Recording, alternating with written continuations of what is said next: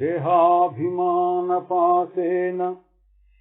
చిరం బద్ధోసి పుత్రకా బోధోహం జ్ఞానఖడ్గేన తన్నికృత్య సుఖీ భవ. దేహాభిమానము అను పాశము చేత పెద్ద కాలము నుండి కట్టివేయబడితివి. తెలివిని నేను అను జ్ఞాన ఖడ్గము చేత దానిని పెంచి సుఖింపుము.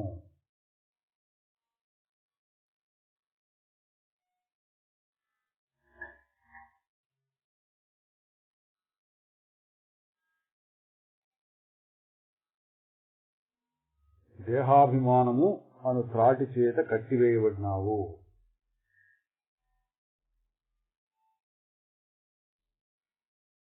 బంధం అనుకుంటాం కానీ బంధము మోక్షం అనే రెండు మాటలు వాడుకుంటాం. బంధము అంటే కట్టివేయబడటం,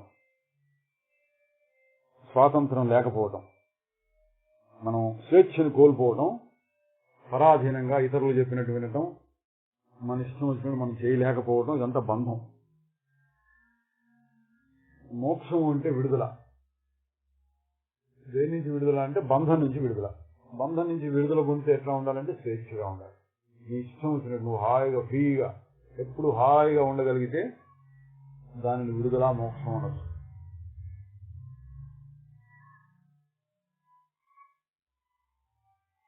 మనకు దేనివల్ల బంధం వచ్చింది అని ఆలోచిస్తే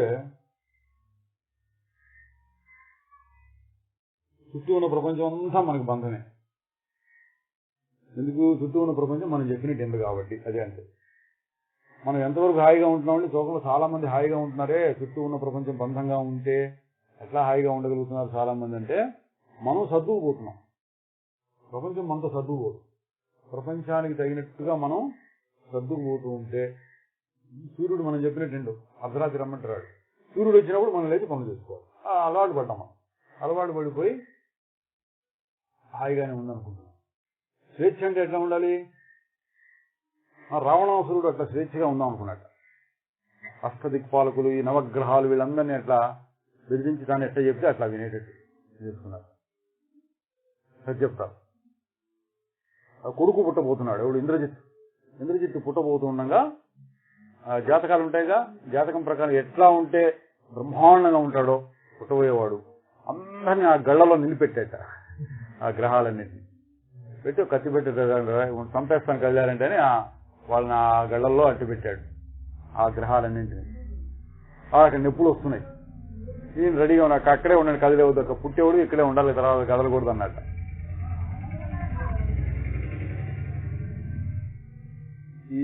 వీళ్ళందరూ భయపడి ఆగితే శనిగ్రహం అడుగు చూస్తున్నట్ట.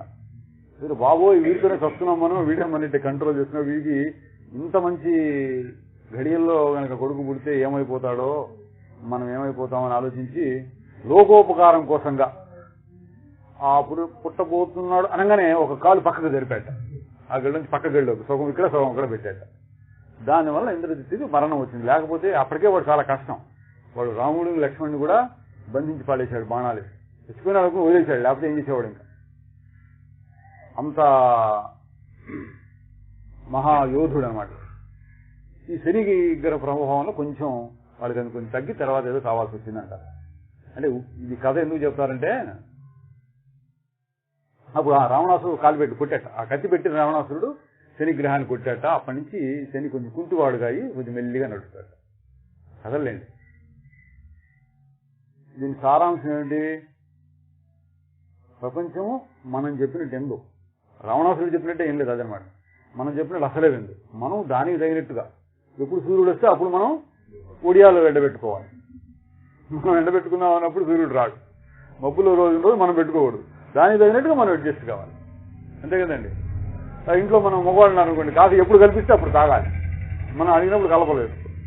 ఇట్లాంటివి ఉంటాయండి. ప్రపంచం ఒకటేనే కాదు. ప్రపంచం మన చుట్టూ ఉన్న సమాజం, మన ఇంట్లో ఉన్నటువంటి మనుషులు, వాతావరణం, దైవికంగా కలిగేటటువంటి భూకంపాలు, తుఫాన్లు, ఇట్లాంటి ప్రమాదాలు ఇవన్నీ మనిషికి స్వేచ్ఛని లేకుండా బంధాన్ని కలుగజేస్తున్నాయి. బంధం ఉందా అంటే చాలా మంది తెలియదు, బంధం ఉందని తెలియదు. ఎందుకని సర్దుకుపోతున్నారు దీంతో. నా ఇష్టం వచ్చినట్టు ఉంటాను అనుకోకుండా సర్దుకుపోతున్నారు. సరే వాడు చెప్పినట్టు, వాడు పెద్ద లీడర్, వాడు చెప్పినట్టు వినాలి. గవర్నమెంట్ ఇంట్లో రూల్ పాస్ చేసి వాడు చెప్పినట్టు వినాలి. సరే మన ఇంట్లో వీడియోలో పెద్దవాడు, వాడు చెప్పినట్టు వినాలి. బంధం అని కూడా తెలియదు. ఎందుకు సర్దుకుపోతున్నారు అన్నమాట. మనకు కొంచెం ఆలోచన చూస్తే ప్రతిదీ బంధం బంధం అందంగా. ఇంకా జాగ్రత్తగా చూస్తే అసలు బంధం అంతా మన శరీరంతోనే వచ్చింది అని. ఇంకా జాగ్రత్త. ఎందుకు? నీకు శరీరం కూడా నువ్వు చెప్పినట్టు విందు కాబట్టి. శరీరం నువ్వు చెప్పినట్టు వింటుందండి, ఎప్పుడో విన్నట్టు ఉంటుంది. మనకి బాగా తినాలని ఉంటుంది అనుకోండి, తినక కొంచెం తినగానే మన భయం వేస్తుంది, గ్యాస్ వస్తుందేమో, ఇది తింటే జలుబు చేస్తుంది, ఇది తింటే విరేచనాలు అవుతాయి, ఇది తింటే నాకు సరిపడదు, ఇది అనుకుంటాం. ఎందుకని? నువ్వు చెప్పినట్టు ఏందో పరిగెత్తుకొని పోదాం అనుకుంటాను అనుకోండి. చిన్నప్పుడు పరిగెత్తాను, ఇప్పుడు ఎక్కడ కుదురుతుంది అనుకుంటాను. నీకు పరిగెత్తాలనే ఉంది. ఇవన్నీ ఏంటిది? శరీరమే ఒక బంధం. తర్వాత రోగాలు వస్తున్నాయి. రోగాలు రావాలని కోరుకోకపోయినా వస్తుంది. ముసలితనం వద్దనుకుంటాం అయినా వస్తుంది. మరణం వద్దనుకున్నా వస్తుంది. ఇదంతా బంధం కాదు. నువ్వు సర్దుకుపోతున్నావో అవి సర్దుకుపోతున్నాయి నీకోసం. నువ్వు సర్దుకుపోతూ నీకు బంధం లేదు అనుకుంటున్నావు. ఈ బంధాలు, అన్ని బంధాలకి మూలం ఏం చెప్పినట్టు ఇప్పుడు చెప్పిన శ్లోకంలో దేహమే బంధం అన్నాడు. మనం కూడా సూక్ష్మ శరీరంతో ఉన్నాం అనుకోండి, గాలిలో కలిసిపోయినట్టుగా ఉన్నాం అనుకోండి, అప్పుడు ఎట్లా కావాలంటే అట్లా ఎక్కడికంటే ఎగరటం, ఏదంటే చేయటం అని ఉంటాయి. ఇప్పుడు శరీరం ఉండేటప్పటికీ ఇక్కడ మనం అతుక్కుపోయినాం. ఇది చెప్పినట్టు వినాలి మనం. తర్వాత బయట నుంచి బంధాలు వస్తున్నాయనగా ప్రకృతిలో కానీ, లేదా ఇతర మనుషుల వల్ల కానీ, ఇతర పరిస్థితుల వల్ల కానీ, ఆ బంధాలు కూడా ముందు ఈ బంధం ఉంటేనే. శరీరం అనేటువంటి ఒక బంధం కలిగేటప్పటికీ ఈ శరీరంతో మనం ఈ ప్రపంచంలో ఉండాల్సి వస్తుంది. కాబట్టి ఈ ప్రపంచం మొత్తం ఈ శరీరం ద్వారా మనకి బంధాన్ని కలిగిస్తుంది. ఇవన్నీ బాగా ఆలోచించారు. బాగా ఆలోచించి అసలు దుఃఖం అంటే ఏంటి అంటే దేహమే దుఃఖం అన్నారు. దేహం అంటే దేహాన్ని ధరించడమే.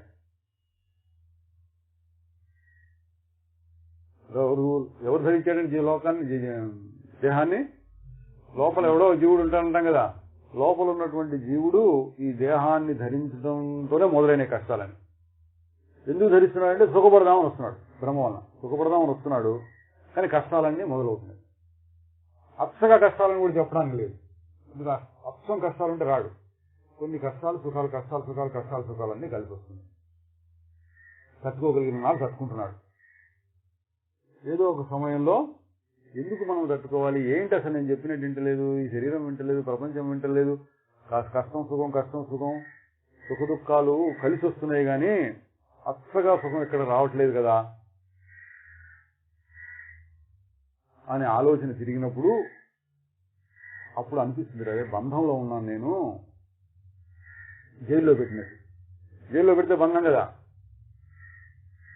జైల్లో పెట్టినా కూడా బంధం లేదనుకునే ఉంటారు కొంతమంది. బయట ఉంటారట కొంతమంది, అలవాటుగా జైలుకి వెళ్ళేవాడు. బయట కంటే జైల్లోనే వాళ్ళకి హాయిగా ఉంటుంది. ఎందుకు? జైల్లో రోజు తిండి పెడుతుంటారు. పాపం ఆ మాత్రం కూడా లేని అంత బీదతనంలో ఉన్నవాళ్ళు సరే జైలుకి వెళ్తేనే బాగుంటుంది అనే పరిస్థితుల్లో ఉన్నవాళ్ళు కూడా ఉన్నారు మన దేశంలో. వాళ్ళకి జైలు బంధం అనిపించదు. పంజరంలో పక్షిని పెట్టి పెంచామనుకోండి, మొదట్లో కింగి అని నడుస్తుంది. కొన్నాళ్ళు అలవాటై మన రోజు దానికి ముక్కలు ఏవో పెడుతుంటాం, రోజు సమయానికి ఆహారం ఇస్తూ ఉంటే కొన్నాళ్ళకి అలవాటై కొమ్మన్న పోదు, తీసినా కూడా పోదు. మనతో అలవాటు పడిపోయింది. ఇది దేహాభిమానం. ఈ దేహధారణలో ఉండి ఇది బంధం అని అనుకోకుండా దీంతోనే కలిసి ఇంకా ఏదో అనుభవిద్దాం జరిగిన నాడు జరిగింది. ఏదో ఒక క్షణంలో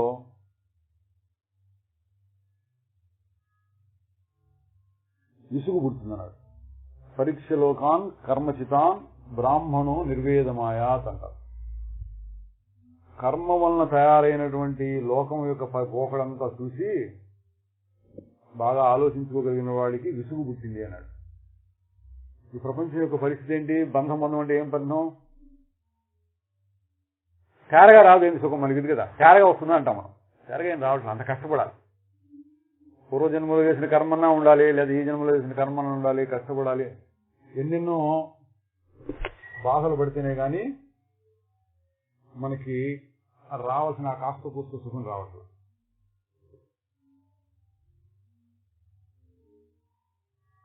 ఇది దేహమే బంధం ఉన్నా, అందుకని దేహమే బంధం. దేహం లేకుండా ఉన్నాం అనుకోండి, అట్లా చెప్తాం పని. దేహం ఉండబట్టి ప్రపంచం అంతా బంధిస్తోంది. ఈ శరీరంలో ఉన్నటువంటి జనన మరణ రుజా జరలు అంటాడు. రుజా అంటే రోగం, జర అంటే ముసలితనం. జననం మరణం రుజా జర ఇవన్నీ మనని బంధిస్తున్నాయి. దేహం లేకుండా ఉందనుకోండి అంటాం మనం. దేహం లేకుండా ఏముంటామనేసి మనం. దేహం లేకుండా ఉండే ఆ స్థితి ఏంటి, ఎందుకు ఉండాలి, ఏమిటి అంటే దేహం లేకుండా కూడా ఒక స్థితి ఉంటుంది. ఎటువంటి స్థితి ఎప్పుడు ఉంటుందంటే మనకు అనుభవంలో ఉన్నది గాఢ నిద్ర. మంచి నిద్ర పట్టినప్పుడు దాదాపుగా దేహం లేనట్టే, 99 వంతులు లేనట్టే. ఒక వంతు అని కొద్దిగా ఎక్కడన్నా ఒక మూల దాక్కొని ఉంటుంది. దేహం లేనట్టు అంటే మనసు మీద పడుకొని ఉంది, అందుకే ఒక వంతు అనుకున్నాం. 99 వంతులు లేనట్టే అన్నాడు. ఎందుకని? దేహానికి సంబంధించినటువంటి బాధలు మనకు తెలియట్లా, బాధతోనే ఉంది. ఏదో రోగం వచ్చింది, కష్టపడుతున్నాం, అయినా సరే నిద్రపోయినప్పుడు అవన్నీ మర్చిపోతున్నాం, గుర్తుండట్లా. హాయిగా ఉంటుంది కదా ఎప్పుడు సుఖంగా. ఇది కూడా గమనించారు ఎప్పుడు వేల సంవత్సరాల నాడే ఇవన్నీ. ఎందుకని? ఇప్పుడు ప్రస్తుతం పరిశోధన చేయాలంటే సైన్స్ అవి ఇవి వచ్చినాయి. ఆ టెలిస్కోపులు, మైక్రోస్కోపులు అవన్నీ అట్లాంటివన్నీ పెట్టి చూడాల్సి వస్తుంది. ఈ ఇక్కడ ఉండే దాన్ని ఎప్పుడైనా పరిశీలించగా, అందుకని పాతకాలంలో పరిశీలించారు కొన్ని వేల సంవత్సరాల నాడు. ఎన్ని వేల సంవత్సరాలు అయిందో మన ఉపనిషత్తులు అవన్నీ వచ్చి, అంతకంటే ముందే వేదములు ఉపనిషత్తులు అప్పుడే ఇవన్నీ పరిశీలించి చెప్పారు.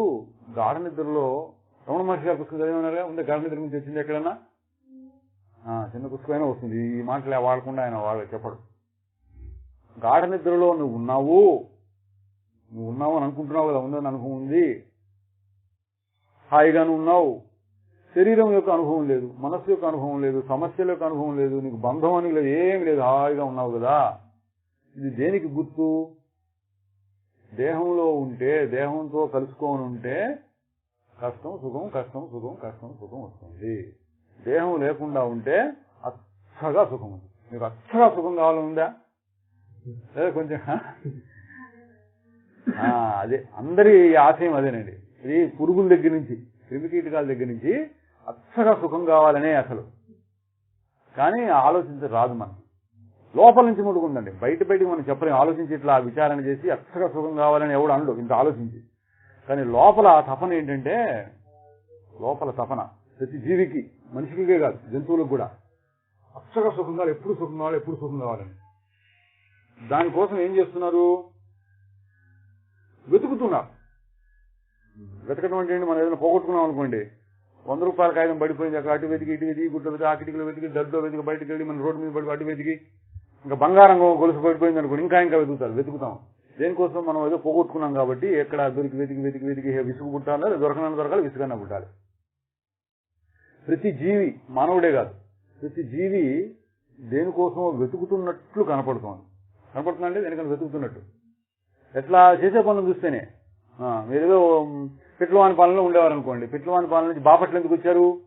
వెతుక్కుంటున్నారు. బాపట్ల ఇంకా ఎక్కువ సుఖం ఉంటున్నాయి. బాపట్ల వస్తే ఉద్యోగాలు దొరుకుతాయి, డబ్బు సంపాదించవచ్చు, పిల్లల్ని చదివించవచ్చు, పిల్లల్ని చదివిస్తే వాళ్ళకి ఉద్యోగాలు వస్తాయి, వాళ్ళు ఇట్లా వెతుక్కున్నారు. సరే, బాపట్లలో కూడా మీకు లేదండి, హైదరాబాద్ వెళ్తే ఇంకా ఎక్కువ సుఖం అనుకున్నారు, వెతుక్కుంటున్నారన్నమాట. అందుకు హైదరాబాద్ వెళ్ళారు. హైదరాబాద్ కంటే కూడా అమెరికాలో ఎక్కువ సుఖం ఎవడు చెప్పాడు, అక్కడ ఇంకా ఎక్కువ డబ్బులు వస్తాయి, ఇంకా ఎక్కువ. సరే, అక్కడికి వెళ్తున్నారు. మళ్ళీ అక్కడికి వెళ్ళినాక ఈ అమెరికా కంటే ఇండియానే మంచిది అన్నాడు ఇంకోటి మళ్ళీ వెనక్కి వస్తారు. ఇది వెతుకుతాం అన్నమాట.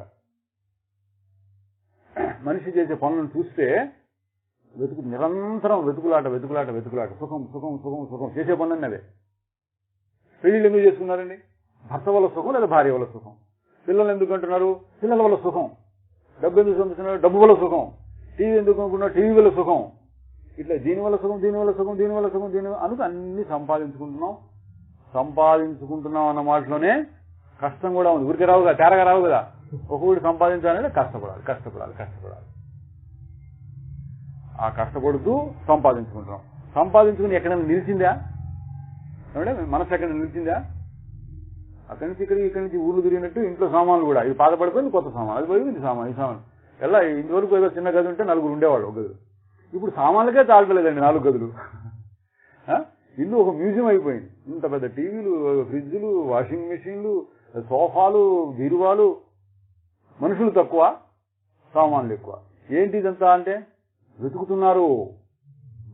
ఇందులో ఇంకా వస్తుందేమో, ఇందులో ఇంకెక్కువ సుఖం వస్తుందేమో, ఇందులో ఇంకెక్కువ సుఖం వస్తుంది, ఇందులో ఎక్కువ సుఖం వస్తుందేమో. బ్లాక్ అండ్ వైట్ టీవీలు వచ్చినప్పుడు సంతోషపడ్డారు, అబ్బా వచ్చింది కొత్త, అది పోయినాయి, అది అవతల పారేసి కలర్ టీవీ, ఎందుకు ఎక్కువ సుఖం వస్తుందేమో ఇందులో వెతుకుతాం ఆడేదంతా.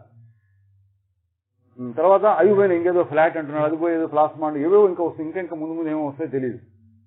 ఏంటిదంతా అంటే మానవ జాతి మొత్తం చూసుకున్నా, ఒక మనిషి చూసుకున్నా దీని అర్థం వెతుకుతున్నాం మనం.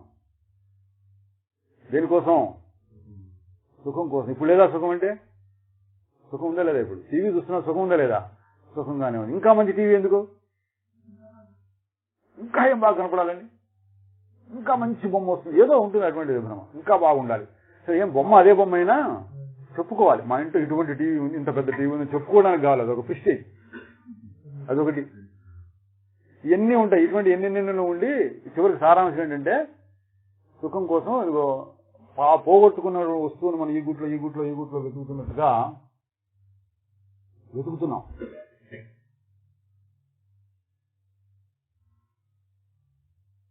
వెతుకుతుంటే దొరుకుతుందా?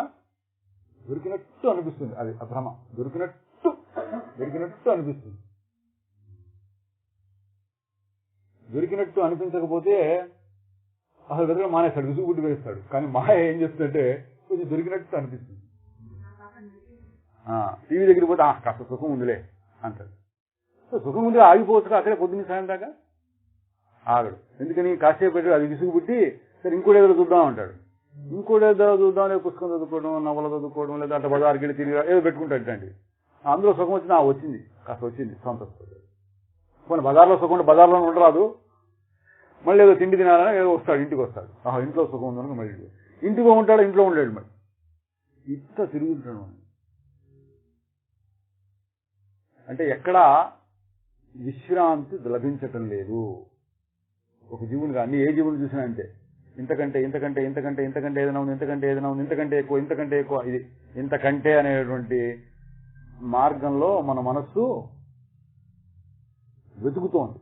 మనకు తెలియదు ఏదంతా వెతుకుతున్నట్టు. లోపలే మన మనస్సు పైపైన పొరల్లో మనస్సు తెలియకుండా అవ్యక్తంగా జంతువులు కూడా అన్నాం కదా, ఇంకా మంచి, ఇంకా జంతువులు గట్టా అంటే మేము చూసుకోవద్దు.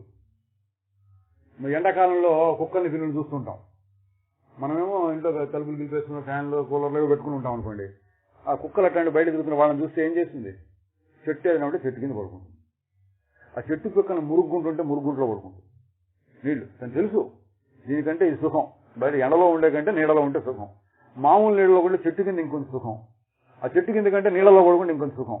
ఎవడన్నా రానిచ్చేవాడు ఉంటే ఇంట్లో ఏసీ పెట్టుకుని పడుకుంటాడు చూడండి, వాడి మంచం కింద దూరటం, ఇంకా బాగా స్నేహం చేసుకుని మంచం మీద కూడా పడుకోవడం సుఖం అని దానికి తెలుసు. అట్లా జంతువులు కూడా ఇంతకంటే సుఖం ఉన్నంతలో ఏది సుఖం అని వెతుక్కుంటూ ఉంటాయి. మనుషులు ఇంకొంచెం మరీ ఎక్కువ. జంతువులు అనేది చూసుకొని సరే ఇంతకంటే మనకి ఏం లేదు అని అక్కడ కొంత తృప్తి పడినట్టు కనపడతాయి, ఉన్నంతలో తృప్తి. అవి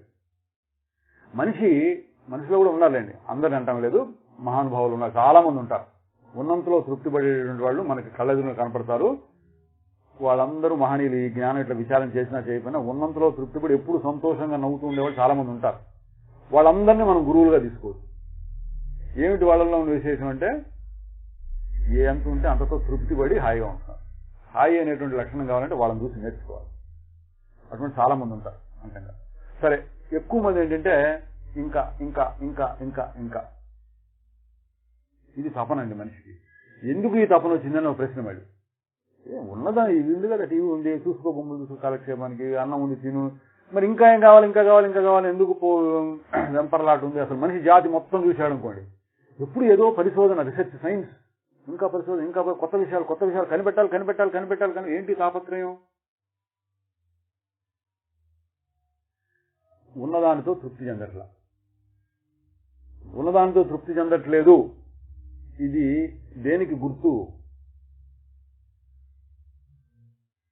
ఇంతకంటే మంచిది నీకు అనుభవంలో ఉంది, దాంతో పోల్చి అబ్బా అబ్బా ఇది లాభం లేదు, ఇది లాభం లేదు, ఇది లాభం లేదు అంటున్నాం. అది దొరికే వరకు ఈ తిరుగులాట ఉంటుంది. ఈ తిరుగులానే సంసారము అంటాడు సంస్కృతం. తెలుగులో సంసారం అంటే వేరే అర్థాలు పడుతుంటాం మనం. సంసారం సంసారం అంటే సంస్కృతం తిరుగులాట అని. ఎక్కడ తిరుగుతున్నాడు అంటే జన్మలు జన్మలు జన్మలు జన్మలు తిరుగుతున్నట్ట. ఇక్కడ చాలక వెతికి వెతికి వెతికి వాడు ఇంకేమో మిగిలిపోయింది కోరిక, ఇంకా బాగా తినాలని కోరుకుంది అనుకోండి, బాగా తిండి తినడానికి తగినటువంటి ఏదో జన్మ వస్తుంది. ఎప్పుడు పరిగెత్తాలి అని ఉందనుకోండి, వాడు ఎప్పుడు హుషారుగా చలాకీగా ఉండాలి, వేరే గుర్రం జన్మ ఇస్తాడు. చలాకీగా ఉండాలంటే బాగా ఇంత తినాలంటే ఏనుగు జన్మ ఇస్తాడు. ఇట్లా ఇంకా వెతుక్కోవడం అనమాట ఏంటంటే ఈ జన్మలు జన్మలు జన్మలు జన్మలు సంసారంలో తిరుగుతున్నాం. ఎప్పటి వరకు? నువ్వు కోరింది దొరికే వరకు. మనం గొలుసు ఎంతవరకు వెళ్తామంటే ఆ గొలుసు దొరికే వరకు వెతికి వెతికి వెతికి ఆ గొలుసు అమ్మయ్య అయిపోయింది, ఒక సుఖం వచ్చినట్టు ఉంటుంది. గొలుసు దొరికినప్పుడు సుఖం ఉంటుందా? ఉండదా? ఎక్కడి నుంచి వచ్చింది ఆ సుఖం? బాధపడ్డావు కాబట్టి, ముందు బాధపడ్డావు కాబట్టి ఆ బాధ తీరంగానే అమ్మయ్య అనుకున్నావు. అసలు గొలుసు పోలేదనుకోండి, అప్పుడు సుఖం వస్తుందా? అందుకని ఏం చేయాలి? ముందు ఏదైనా పోగొట్టుకొని వెతికి అప్పుడు దొరికించుకొని అబ్బా ఏం సుఖం రా నేను, అబ్బా అబ్బా దేవుడు కొబ్బరికాయ కొట్టి ఇవన్నీ చేసుకోవచ్చు. సరిగ్గా జీవులందరూ చేస్తున్న పని అది. జీవుడు పరమాత్మ స్వరూపుడు. పరమాత్మ స్వరూపుడు ఎందుకో వచ్చాడు ఇక్కడికి. ఆ పరమాత్మ స్వరూపాన్ని అనుభవించున్నాడు. ముందు ఆ స్వరూపాన్ని అనుభవించి పోగొట్టుకున్నాడు. పారడైజ్ లాస్ట్ అంటాడు ఇంగ్లీష్ లో, మిల్టన్ రాశాట. పారడైజ్ లాస్ట్ అంటే పోగొట్టుకున్నాడు. ఏది? స్వర్గాన్ని పోగొట్టుకున్నాడు. మళ్ళీ తిరుగుతున్నాడు అన్నమాట. స్వర్గాన్ని పోగొట్టుకుని వచ్చి వచ్చి వచ్చి వచ్చి ఎప్పటికి కోరినా మళ్ళీ అది దొరకాలి ఆ స్వర్గం. మనిషి యొక్క తపన అక్కడ ఉందండి. అయితే ఇందులో ఇంకా చాలా విచిత్రం చూస్తే అసలు ఏంటో మాయ అనేటువంటిది ఎంత అద్భుతమైనటువంటిదో తెలియకుండా ఇంత తిరుగుతున్నామా, ఎక్కడుంది అని చూస్తే ఇప్పుడు ఇందా చెప్పాను నిద్రపోయినారు. ఎంత అట్లా ఉంది సుఖం? రండమ్మా, ఎక్కడుందండి ఆ సుఖం? నిద్రపోయినప్పుడు సుఖం ఎటువంటి సుఖం వస్తుంది, ఎక్కడి నుంచి వస్తుంది? రెండు మాటలు చూడాలి మనం.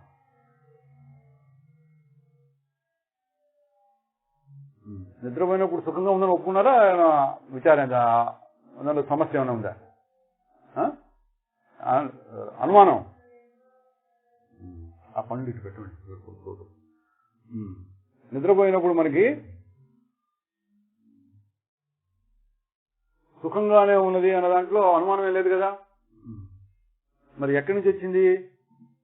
నిద్రపోయినప్పుడు సుఖం అదొకటి. రెండోది, నిద్రపోయినప్పుడు వచ్చినటువంటి సుఖము ఎటువంటి సుఖము అన్నాం. దీన్ని కూడా కొంచెం విచారం చేసి చూడొచ్చు. నిద్రపోయినప్పుడు వచ్చినటువంటి సుఖం యొక్క లక్షణము ఒక ప్రత్యేక, ఇప్పుడు ఇందాక చెప్పుకున్న సందర్భానికి తగినటువంటి లక్షణం ఏంటంటే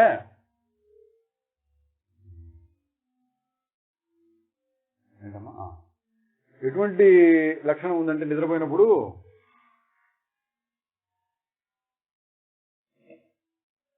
ఇందాక మనం చూస్తున్నాం, వెతుకుతున్నామని వెతుకుంటా ఇక్కడ వెతుకున్నా అక్కడ వెతుకున్నా అనుకున్నాం కదా. నిద్రపోయినప్పుడు ఆ వెతకడం ఆగిపోయింది. జాగ్రత్త గమనించండి. నిద్ర వచ్చే వరకు సుఖం సుఖం అని వెతుకుతున్నాడు. ఇక్కడ సుఖం, పిల్లల్లో సుఖం, భర్తలో సుఖం, డబ్బులో సుఖం, తిండిలో సుఖం, బజార్లో తిరిగితే సుఖం, కాఫీలో సుఖం, ఇటు ఏవో వెతుకుతున్నాడు. అన్ని చూస్తున్నాడు. కాసేపు ఇది ఎక్కడ, మళ్ళీ కాసేపు విసుగుపడి మళ్ళీ ఇంకోసారి మళ్ళీ ఇది ఎటు తిరుగుతున్నాడు. నిద్రపోయినప్పుడు ఎట్లా ఉన్నాడు? వెతకటలా ఆగిపోయింది.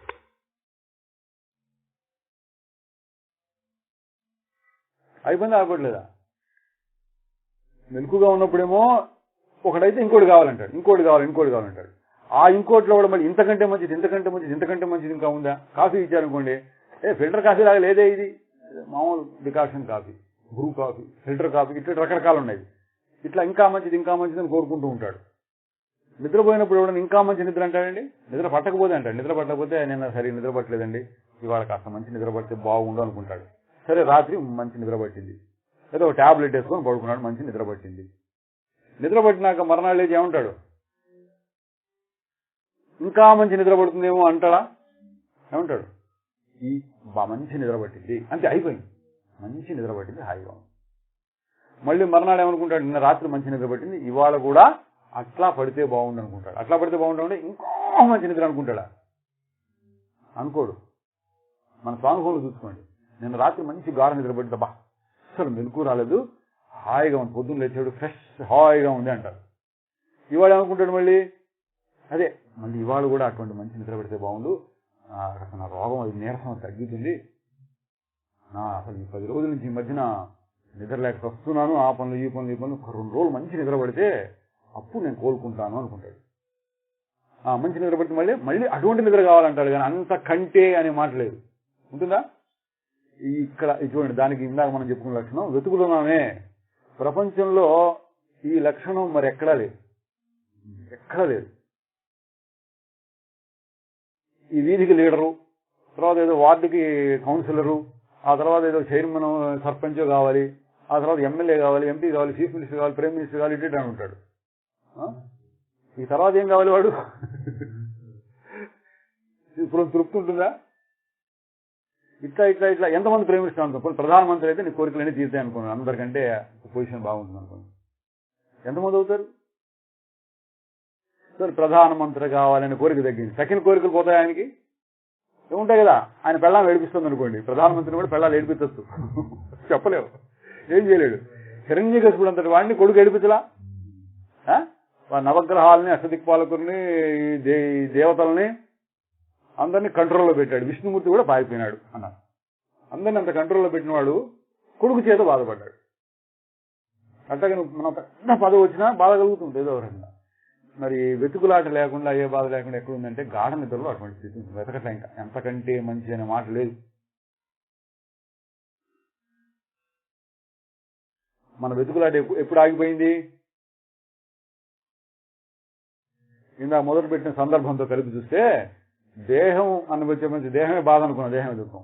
దేహం అనేటువంటి దాని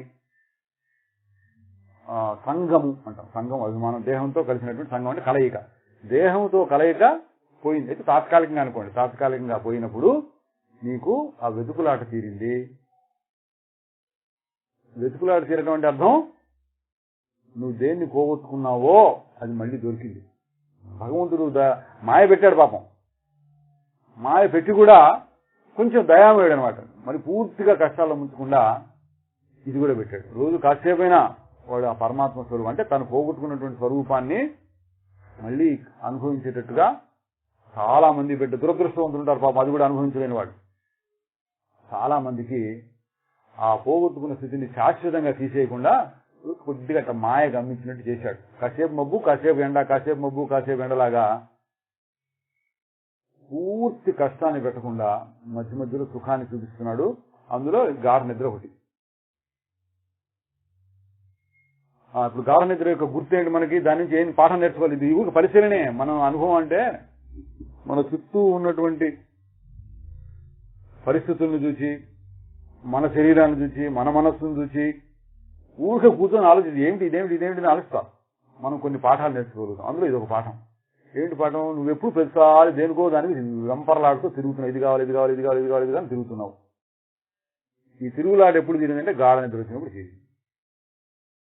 ఇది దేనికి గుర్తు? మళ్ళీ దేనికి గుర్తు అంటే శరీరంతో సంబంధం లేకుండా, శరీరం అంటే లోపల మనస్సు కూడా కలుపుకొని అనుకోండి, శరీరము మనస్సు వీటితో సంబంధం లేకుండా నువ్వు ఉండినప్పుడు నువ్వు హాయిగా ఉన్నావు.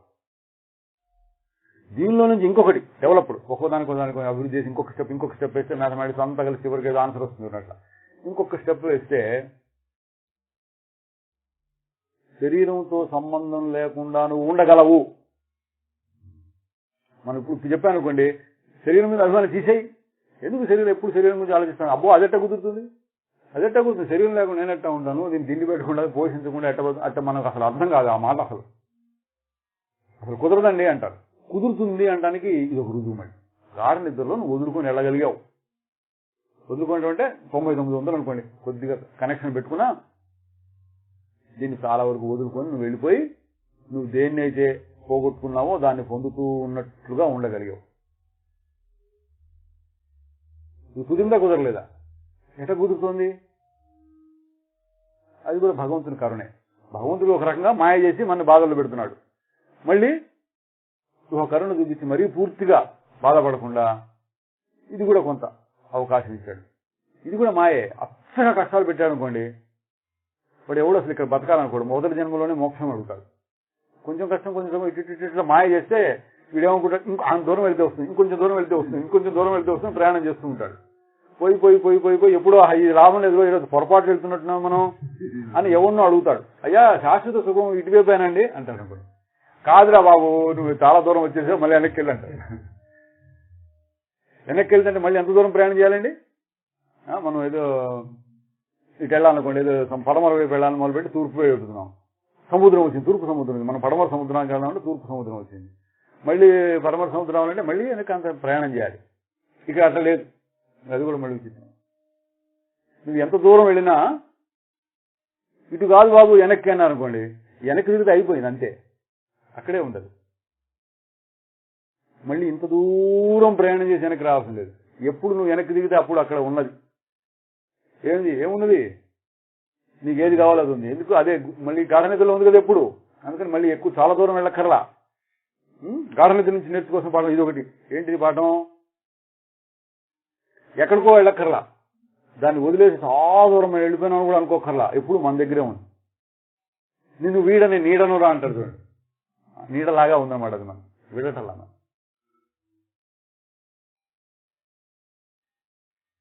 ఇవన్నీ మనకి ప్రోత్సాహాన్ని ఇచ్చేటటువంటి మాటలు. ఏంటి ప్రోత్సాహం? మనం దేనికోసం వెళ్తున్నాం, మన దగ్గరే ఉంది, అది మనం పూర్తిగా వదిలిపోయి వెళ్ళిపోలేదు, మనం దాన్ని పట్టడానికి మరీ ఎక్కువ కష్టం కూడా చేయక్కర్లేదు. ఇప్పుడు మనం వెతుకులాట, పూర్తిగా మనం వెతుకులాట పోవాలంటే ఏం చేయాలి? ఇప్పటి వరకు విన్నటువంటి దాని సారాంశం, గాఢ నిద్రలో ఎటువంటి స్థితి ఉందో అటువంటి స్థితిని ఇప్పుడు కలిగిస్తుంటే, గాఢ నిద్రలో ఎట్లా వెతుకులాట ఆగిపోయి మనం స్వేచ్ఛగా హాయిగా ఉన్నామో అటువంటి స్థితిని ఇప్పుడు కూడా పొందవచ్చు, జాగ్రత్తలో కూడా పొందవచ్చు. గాఢ నిద్రలో అటువంటి స్థితి ఎందుకు వచ్చింది? ఎట్లా వచ్చింది? శరీరాన్ని వదిలేసావు కాబట్టి. అది ఇందాక మొదలు పెట్టినప్పుడు దేహాభిమాన పాసేన చిరం బద్ధోసి పుత్రక, దేహాభిమానమును కాటి చేత చాలా కాలం నిన్ను కట్టివేయబడ్డావు. దీన్ని అతుక్కొని ఉండటం వల్ల గాఢ నిద్ర యొక్క దృష్టాంతం తీసుకొని దీన్ని అతుక్కోకుండా ఉంటే మనం బతికొచ్చుకుంటాం కదా.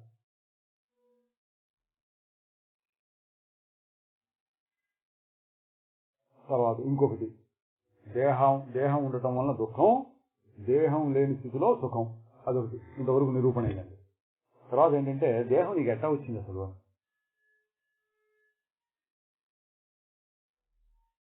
దేహం ఏదో తల్లి కడుపులో నుంచి పుట్టానండి, ప్రకృతి ధర్మం అనుసరించి ఏదో శరీరం వచ్చి తర్వాత మెల్లిగా గట్ట పెరిగి పెద్దదైంది, ఇదంతా చూసుకుంటాం మనం. ఈ దేహం ఎట్లా వచ్చింది అంటే మామూలుగా ఏదో కర్మ వచ్చింది అది చెప్తాను అనుకోండి, నువ్వు చేసుకున్న కర్మ వలని అట్లా వదిలేసేయండి. ప్రస్తుతం కర్మ సిద్ధాంతం వదిలేసి ఇప్పుడు చూసుకున్నాం. దేహం నీకు ఎటువంటి సంబంధం ఉంది? గట్టిగా ఇట్లా అతికిచ్చిన సంబంధమా? ఇది ఎర్ర లైటు ఫెవికాల్ ఇట్లాంటివి ఉన్నాయి, వాటి అతికిచ్చారా?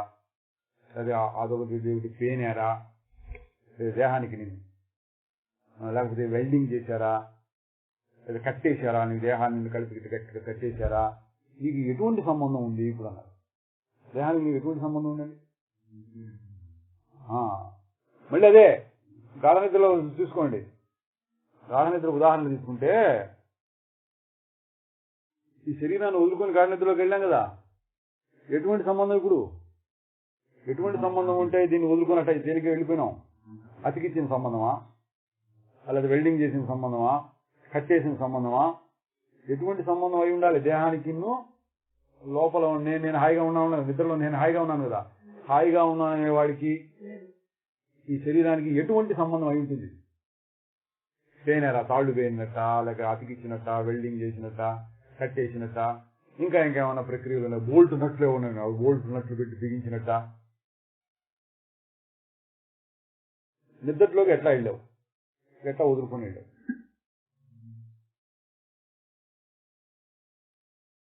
ఇంకో రకంగా ఆలోచిస్తే నిద్ర లాంటిది మరణం, చనిపోయినప్పుడు జీవుడు ఎట్లా వదిలేడుతున్నాడు?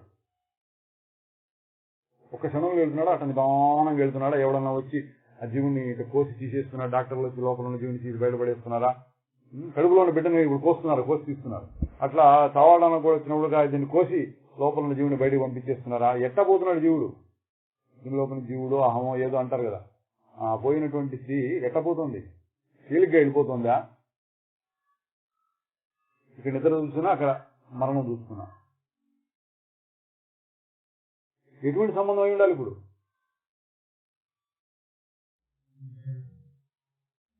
ఇది గట్టి సంబంధం కాదు, కానీ ఇప్పుడు చాలా గట్టిగా అనిపిస్తోంది. దీనికి అసలు లేకపోతే నేను బతకలేను, నేను ఉండలేను, నేను లేను అన్నట్టుగా అనిపిస్తుంది. కానీ అంత గట్టి సంబంధం కాదు నిజంగా చూస్తే. దీన్ని ఇక్కడ ఈ శ్లోకంలో ఏం చెప్పారంటే అభిమానము అన్నది. అభిమానం అనేటువంటి సంబంధం దేహాభిమాన పాసేన, దేహము అనేటువంటి త్రాటి చేత అనలా, దేహాభిమానము అనే త్రాటి చేత చాలా చూడండి. దేహము అనేటువంటి తాడు వేరు, దేహాభిమానం అనేటువంటి తాడు వేరు. దేహం అనేటువంటి తాడు అంటే దేహం వచ్చి నేను కట్టేసింది, ఇక దాని వల్ల మన వల్ల కాదు దాన్ని తెంచుకోకపోవడం. దేహ అభిమానము అనే తాడంటే అభిమానం అనే తాడు అన్నాడు, దేహం తాడు కాదు. అభిమానం అంటే ఏంటి? అభిమానము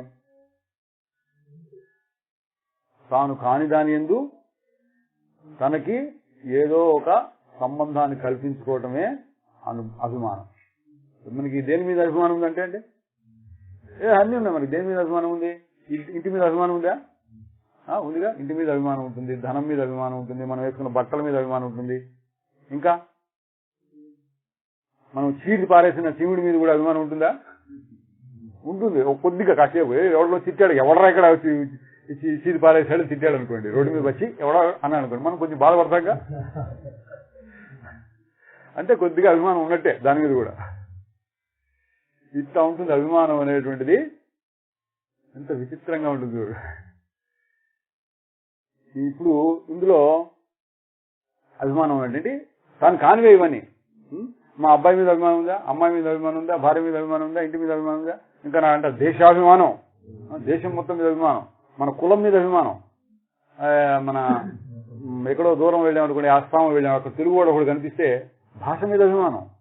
అవన్నీ బయటపడతాయి. అన్నీ ఉన్నాయి ఇప్పుడు మన లోపల తెలియనట్టుగా ఉంది. ఇప్పుడు తెలియదు, మన భాషాభిమానం ఇప్పుడు తెలియదు.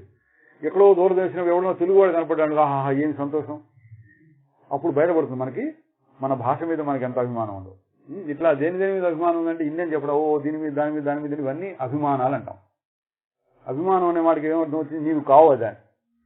గట్టిగా ఆలోచించి చూస్తే ఏ భాష మాట్లాడు నీకేంటి?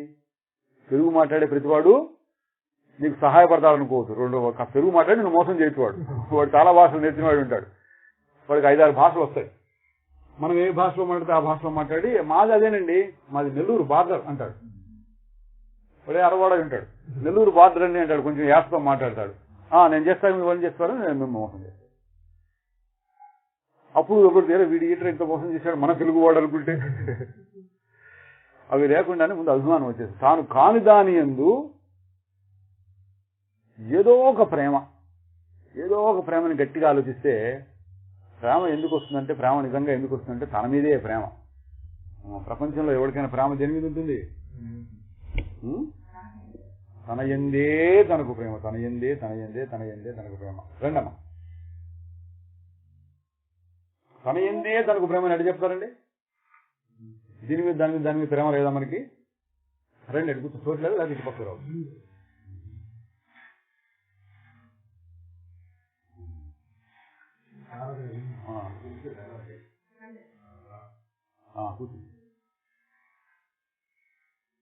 అభిమానం ఎవరి మీద ఉంటుంది అన్నాం అనుకోండి, నాకు దీని మీద అభిమానం దాని మీద అభిమానం అంటే నాకంటే వేరుగా ఉన్న దాని మీద నాకు ఏదో ఒక రకమైన ప్రేమ ఉంటే దాన్ని నేను అభిమానం అనుకుంటా. అభిమానం మాట చెప్తున్నాం.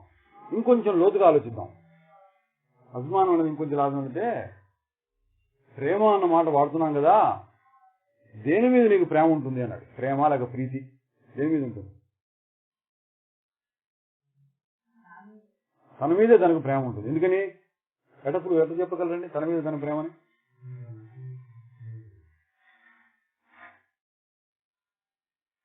ఎట్లా చెప్పగలంటే ఇదే మళ్ళీ ఇప్పుడు ఇందాక చాలా చెప్పుకున్నా, ఈ వస్తువు మీద ఆ వస్తువు మీద ఆ వస్తువు ప్రేమ ఉంది.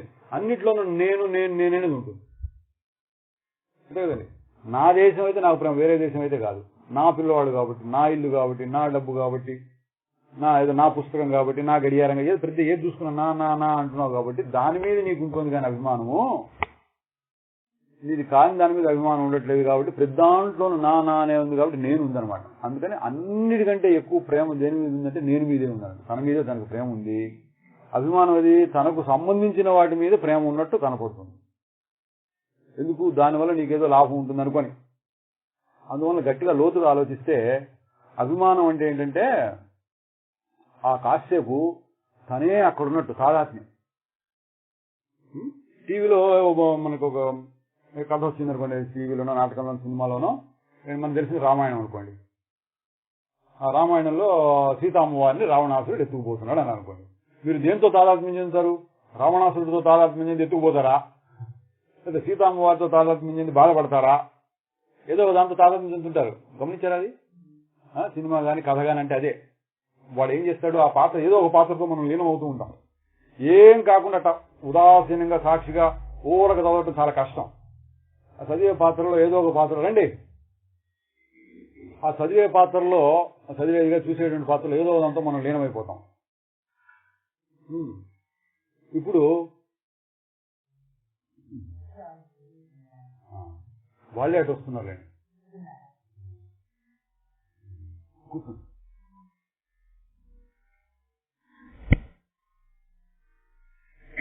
అందుకని సూక్ష్మంగా ఆలోచిస్తే నా నా నా నా నా అభిమానం ఉంది అభిమానం ఉందని ఏదైతే అంటున్నామో ఆ అభిమానపడే ప్రతి వస్తువుతోనూ నువ్వు తాదాత్మ్యం చెందుతున్నావు కాసేపు. ఒకప్పుడు చెప్పిన ఉదాహరణ, ఆ నాటకం ఏదో వచ్చినప్పుడు సీతామ్మవారికి వచ్చిన కష్టం మనకే వచ్చినట్టు అనిపిస్తోంది. మనం ఆ పాత్రతో తాదాత్మ్యం చెందుతాం. రెండు పాత్రలు మనకు ఉన్నాయి. రావణాసురుడి మీద ద్వేషం మనకు ముందే నేర్పెట్టారు రామాయణంలో. రాముల వారు సీత అక్కడికి నేర్పారు కాబట్టి ఉన్నాయి కదా మన వాసనలు. ఉండేటప్పటికి అట్లా కాకుండా మనం కూడా రాక్షస కులంలో పుట్టాం అనుకోండి, అప్పుడు రావణాసురుడి మీద అభిమానం బాగా ఎత్తుకెళ్ళాడు, ఎబ్బాలు ఎత్తుకెళ్ళాడు అనుకుంటాం. మనకు సీతామ్మవారి మీద అభిమానం ఉండేటప్పటికి మనకు కొంచెం జాలి, దయ, ఏడుపు, శోకం ఇవన్నీ వస్తాయి. రావణాసురుడి మీద ద్వేషం కలుగుతుంది. ఎందుకు కలుగుతోంది? ఆ క్షణంలో చూడండి, ఆ టీవీ బొమ్మే కదా, ఆ క్షణంలో నువ్వు తాదాత్మ్యం చెందావు. తాదాత్మ్యం అంటే ఏంటి? నాకే ఏదో అయిపోతుంది అనిపిస్తుంది.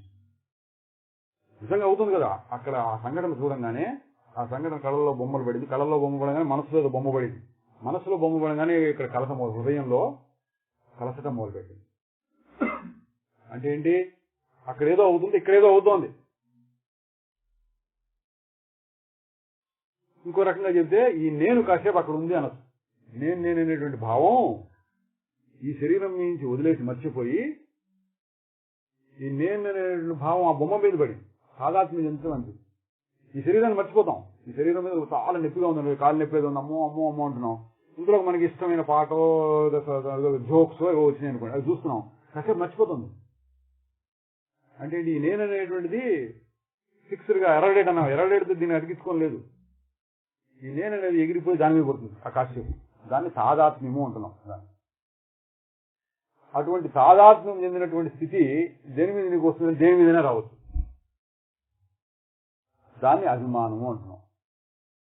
నాకు ఈ గోడ మీద అభిమానం ఉందంటే ఆ కాసేపు ఆ గోడ చూడగానే ఆహా భలే రంగేశారు అనుకున్నాను అనుకోండి, అక్కడికి వెళ్ళిపోయి నేనే బాగున్నట్టు. ఆ గోడకే అయ్యో మరకబడిందే అనగానే నాకే ఏదో లోపం వచ్చినట్టు. నాకు లోపంలో నేను బాధపడను. నాకు బాధ కలుగుతోంది అంటే నా మనసులో ఏదో కలత వచ్చింది. నా మనసులో కలత వచ్చిందంటే నేనే అక్కడ ఉన్నట్టు, అదే ఇక్కడ ఉన్నట్టు. దాన్ని తాదాత్మ్యము, లీనమైపోవటం అంటారు. అట్లా తాదాత్మ్యం చెందినటువంటి స్థితిని అభిమానము అనొచ్చు. అంటే అభిమానం అంటే బయట దాని మీద ఉండే ప్రేమ. గట్టిగా ఆలోచించిస్తే, ఇంకొంచెం లోతుగా ఆలోచిస్తే, బయట దాని మీద కాదు, ఆ క్షణంలో అభిమానం పడుతున్న క్షణంలో నువ్వే అక్కడ ఉన్నట్టు ఫీలింగ్. నేనే అక్కడ ఉన్నట్టు, అదే నేనైనట్టు, అది నేనైతే. దీన్ని అభిమానం అంటాం. తాదాత్మ్యం లేక అభిమానం. ఇప్పుడు ఈ శ్లోకంలో చెప్పిందంటే దేహాభిమాన పాసేన, దేహము అను అభిమానమును త్రాటి చేత కట్టివేయబడ్డావు. కావాలంటే దొరుకుతాయమ్మా ఈ సీడీలు, ఇవి రాసుకోకరు. దేహాభిమానము అను తాటి చేత కట్టివేయ. ఏ తాటి చేత? దేహము అనే తాటి చేత, దేహాభిమానము అని తాటి చేత. ఈ మాట వాడారు. ఇప్పుడు మనం ఆ విచారించాం, అభిమానం ఏంటంటే విచారించాం. దేహాభిమానం అంటే ఏమర్థం వచ్చింది? దేహం మీద అభిమానం అంటే దేహంతో కాసేపు తాదాత్మ్యం చెందుతున్నావు. తాదాత్మ్యం చెందుతున్నావు అంటే ఈయన అర్థం ఏంటి? నువ్వు నిజంగా దేహం కాదు, కానీ దేహంతో కాసేపు తాదాత్మ్యం చెందుతున్నావు. ఎట్టా సీతామ్మవారి పాత్రతో తాదాత్మ్యం చెంది కాసేపు ఏడ్చే చూడండి. అంటే సీతామ్మవారి నిజంగా సీతామ్మవారు ఉంటే ఇంకెట్ట ఏడ్చాడు? నిజంగా సీతామ్మవారు కూడా కాదు, సీతామ్మవారి బొమ్మ. ఆ సీతామ్మవారి బొమ్మ లేక పాత్ర చూసి మనం ఎట్లా బాధపడ్డామో అది తాదాత్మ్యం. అటువంటి తాదాత్మ్యం శరీరం మీద కలుగుతోంది. శరీరం నేను కాదు, శరీరం నేనైపోయి దీని మీద ప్రేమ కాదు. దీనికంటే నేను వేరుగా ఉన్నాను, కానీ శరీరం మీద పడి తాదాత్మ్యం చెంది అప్పుడు బాధపడతాం. ఇట్లా సీతమ్మవారి బొమ్మ మీద లేదా మా అబ్బాయికి జ్వరం వస్తే నేను బాధపడుతున్నా. మా అబ్బాయికి జ్వరం వస్తే నేను బాధపడే కాసేపు మా అబ్బాయిలో లీనమైపోయినాను. తాదాత్మ్యం, అరే అరే పాప భలే బాధపడుతున్నాడు, భలే బాధపడుతున్నాను అనుకొని నేను బాధపడుతున్నాను. ఇది తాదాత్మ్యం అంటే అది. దీన్ని అభిమానం అన్నాడు. ఇప్పుడు దేహము నేను కాదు, అభిమానం. దేహం అంటే అభిమానం, దేహం మీద అభిమానం. ఎట్లా? నేను కాని దాని మీద. దీనికి ఉదాహరణ ఇప్పుడు ఇందులో వచ్చింది. సీతామ్మవారి మీద మనం లీనమైపోయి పాత్ర చూస్తున్నప్పుడు ఈ శరీరంలో ఉండే కష్టాలు మర్చిపోతున్నావు. అట్లా మంచి ఆకలిగా ఉంది, తినడానికి ఏం దొరకలేదు, అట్లా నిద్ర వచ్చింది, అలసిపోయి నేను నిద్రపట్టిన కాసేపు ఆకలిని కూడా తెలియట్లా. ఎక్కడికి పోయింది ఆకలి? ఇటువంటి చాలా ఉన్నాయి. సీతామ్మవారి మీ పాత్రతో లీనమైపోయినప్పుడు ఈ శరీరంలో ఉండే నొప్పి తెలియదు, అక్కడ నొప్పి తెలుస్తుంది. ఈ శరీరంలో కాలు నొప్పితో కూర్చున్నాం, అమ్మ అమ్మ అనుకుంటూ కూర్చున్నాం. ఈ నొప్పి ఏంటి? ఎక్కడ పోయింది? మరల్చింది. మరలటం అంటే ఏంటి? మరల్చడం అంటే ఏంటి? ఇక్కడ ఉన్న దాన్ని తీసి అక్కడ పెట్టావని అర్థం. ఏం తీసి పెట్టావు అంటే ఏం తీసిపోయినట్టు? ఇక్కడ ఉన్నటువంటి నేను అక్కడ పోయింది. నేనంటే ఇందా అహం అన్నారు చూడండి. అహం అంటే నేనంటే ఏంటి? ఇప్పుడు తెలిసింది. నేనంటే అభిమానం. దేహాన్ని పట్టుకొని నేను అనుకోవడమే అహంకారం. అంటే తాదాత్మ్యం. నిజంగా నువ్వు ఇది కాదు, కాకపోయినా దేహాన్ని అవుదాన్ని నేను అనుకుంటున్నాడు. అనుకునేటటువంటి స్థితి అభిమానం. ఇది చాలా ఎక్కువగా ఉంటుంది. దేహాభిమానం కూడా మన సాధారణ దేహం అన్నట్టుగా. ఎందుకంటే చక్కని వస్తువుల మీద క్షణికంగా వస్తూ పోతూ ఉంటుంది. సీతామ్మవారి పాత్ర ఎంతసేపు ఉంటుంది? ఆ కాదు చూస్తున్న 2 నిమిషాలు ఉంటుంది. మళ్ళీ కథ జరిగిపోతుంది కదా. కథ జరిగిపోయినా మనం కూడా వెనక్కి వచ్చేస్తాం. అట్లాగే మన ఇంట్లో ఎవరికైనా అయితే ఇంకొంచెం ఎక్కువగా ఉంటుంది. దీని మీద ఏంటంటే ప్రతినిత్యం పొద్దున్న సాయంత్రం చాలా ఎక్కువసేపు దీని మీద అభిమానం ఉంటుంది. నిద్రపోయేటువంటి స్థితి దీని మీద లేదు. ఇట్లాగే వేరే పనిలో నిమగ్నం అయిపోయినది. ఒక టీవీలోనే కాదండి, నిమగ్నం అయిపోయి పుస్తకం చదువుకుంటున్నాం, నిమగ్నం ఏం లేదు, న్యూస్ పేపర్ చదువుకుంటున్నాం, ఆ వార్తల్లో నిమగ్నం అయిపోయినాం. దీని సంగతి తెలియదు, మర్చిపోతాం కాసేపు. ఎవరితో కబుర్లు చెప్పుకుంటున్నాం, కబుర్లు చెప్పిన వాళ్ళ విషయాల మీద మన విషయాలు వాళ్ళు చెప్పుకుంటున్నాం అనుకోండి, మన దృష్టి దాని మీద ఉంటుంది. దేని మీద ఉంటుంది? లేదా మన యొక్క పెళ్లికి వెళ్ళి వచ్చాం, పెళ్లి కూతురు ఎట్టా ఉంది, పెళ్లి కొడుకు ఎట్టా ఉన్నాడు, ఎన్ని నగలు పెట్టారు, వీళ్ళు ఎన్ని నగలు పెట్టారు, వాళ్ళు ఎంత ఇచ్చారు, వీళ్ళు ఎంత ఇచ్చారు, ఎవళ్ళు వచ్చారు, ఎంతమంది వడ్డాణాలు పెట్టుకొచ్చారు, ఇవన్నీ చెప్పుకుంటున్నాం అనుకోండి. మన దృష్టి ఎక్కడుంది? పెళ్లి హాల్లో ఉంది. అప్పుడు ఇంట్లో పిల్లి పాలు తాగుతోంది, నువ్వు గమనించలా. ఎందుకని? నువ్వు తాదాత్మ్యం పెళ్లి హాల్లో ఉన్నావు, నువ్వు ఇక్కడ లేవు. సాధారణంగా మనం ఇక్కడ ఉన్నాం, చాలా వరకు ఎక్కడో ఉంటాం. ఈ శరీరంలో కూడా ఉన్నాం, ఎక్కడో ఉంటాం. మనం దేంతోనో తాదాత్మ్యం అయిపోతున్నాం, మధ్య మధ్యలో దీనికి వస్తుంటాం. అంటే ఇది గ్రహించలేం. అంటే దీన్ని బేస్ గా పెట్టుకున్నాం, దీన్నేమో ఒక ఇల్లులాగా పెట్టుకున్నాం, అట్లా తిరిగి వస్తున్నాం, మళ్ళీ దీని మీద వస్తూ ఉంటాం. దీనితో ఎక్కువగా ఉంది సంబంధం. తక్కిన విషయాల మీద సంబంధం కంటే దీనితో ఎక్కువగా ఉండేటప్పటికీ ఈ దేహమే నేనే దేహం అనేది అభిమానం చాలా గట్టిగా ఉంది. తక్కిన వాటిని కొంచెం ఆలోచించేసేమో, సీతామ్మవారితో నీకేం సంబంధం? నాకేం లేదు అంటారు. ఆలోచించి మీ అబ్బాయితో నీకేం సంబంధం? వాడికి జ్వరం వస్తుంది, ఎందుకు బాధపడుతున్నావు అనుకోండి, ఇంకొంచెం కష్టం ఇది. అయినా ఇంకొంచెం జాగ్రత్తగా నిజమేగా, వాడి జ్వరం వస్తే నేనేం చేస్తాను? మందు ఇప్పిస్తాను. తర్వాత నేను ఎందుకు బాధపడాలి? వాడు బాధపడుతున్నాడు, నేను బాధపడితే తగ్గుతుంది. ఇట్లా కొంచెం ఆలోచించారనుకోండి, ఇంత తేలిగ్గా తీసి కొంచెం వరకు దేహం అనేది అట్టగా ఇంకా గట్టిగా ఉందన్నమాట. ఎందుకని? దేనితో అభిమానం పడాలన్నా ముందు దీనిలోంచి బయలుదేరాలి. అది సీతామ్మవారిని చూడాలంటే ఈ కళ్ళు కావాలి, ఈ శరీరం కావాలి. శరీరం కూర్చొని చక్కగా తిని కూర్చొని ఈ కళ్ళను ఉపయోగించి దాన్ని చూడాలి. కాబట్టి ఈ శరీరం ముందు ఉంటుంది. ఈ శరీరం మీద అభిమానపడి ముందు ఈ కళ్ళ మీద అభిమానపడి ఈ కళ్ళతో దాన్ని చూస్తున్నావు. కాబట్టి అన్నిటికీ మూలంగా ఇది ఉంటుంది. కాబట్టి దీనితో పడేటువంటి అభిమానం చాలా గట్టిగా ఉంటుంది. అంత మాత్రం చేత ఇదే నేను అనుకోకూడదు. ఎందుకని? అదే మళ్ళీ గుర్తు.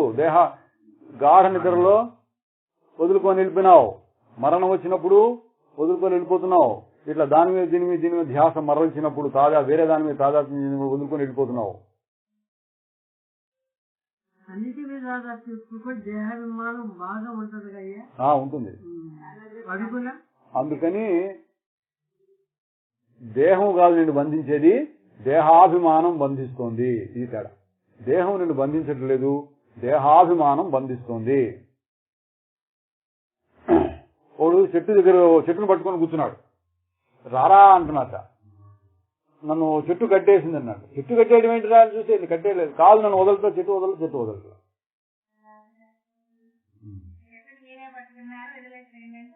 వదిలిచేయడం వింటలా, వదిలినామన్నా కూడా నన్ను పట్టుకుని ఎట్ట కొయ్యండి, దీన్ని కొయ్యండి, కట్టేయండి అంటున్నాడు. అట్లా దేహాభిమానం అంటే అమ్మా తాను కానటువంటి దేహాన్ని తాను అనుకోవటం. అహం అంటే అది. అహం నేనంటామే. ఇక్కడ నేను అహం అంటే నేను తెలుగులో. ఈ అహంలో 2 నేనులు ఉన్నాయి. ఇప్పుడు ఒక నేను ఏంటంటే నిద్రపోయినప్పుడు హాయిగా ఉందా, అది నేనేగా. నేనే అంటూ అసలు నేననే మాట లేదు దానికి, అసలు నేనని కూడా అనుకోదు. కానీ బయటకు వచ్చినాక మనం నేననే మాట వాడుతున్నాం కాబట్టి అదే మాట వాడాల్సి వస్తుంది. ఇప్పుడు ఇంకా వేరే మాట సలహా కావాలని సలహా చూస్తున్నాం, అదొక నేను అనుకోండి. రెండో నేనంటే ఇప్పుడు ఇట్లా చెప్పింది దాని మీద దీని మీద అభిమాన పడుతూ ఉంటుందే, అదొక నేను. ఎక్కడ ఎప్పుడు పడితే అప్పుడు దూకుతూ ఉంటుంది దాని మీద దీని మీద. ఆ అహం ముఖ్యంగా ఎక్కడ ఉంటుందంటే దేహం మీద ఉంటుంది. అన్ని ఎక్కడ దూకాలన్నా ముందు దీని ద్వారా దూకాలి కాబట్టి దీంట్లో ఇంకా ఎక్కువ గట్టిగా ఉంటుంది. దానిని దేహాభిమానము అన్నాడు.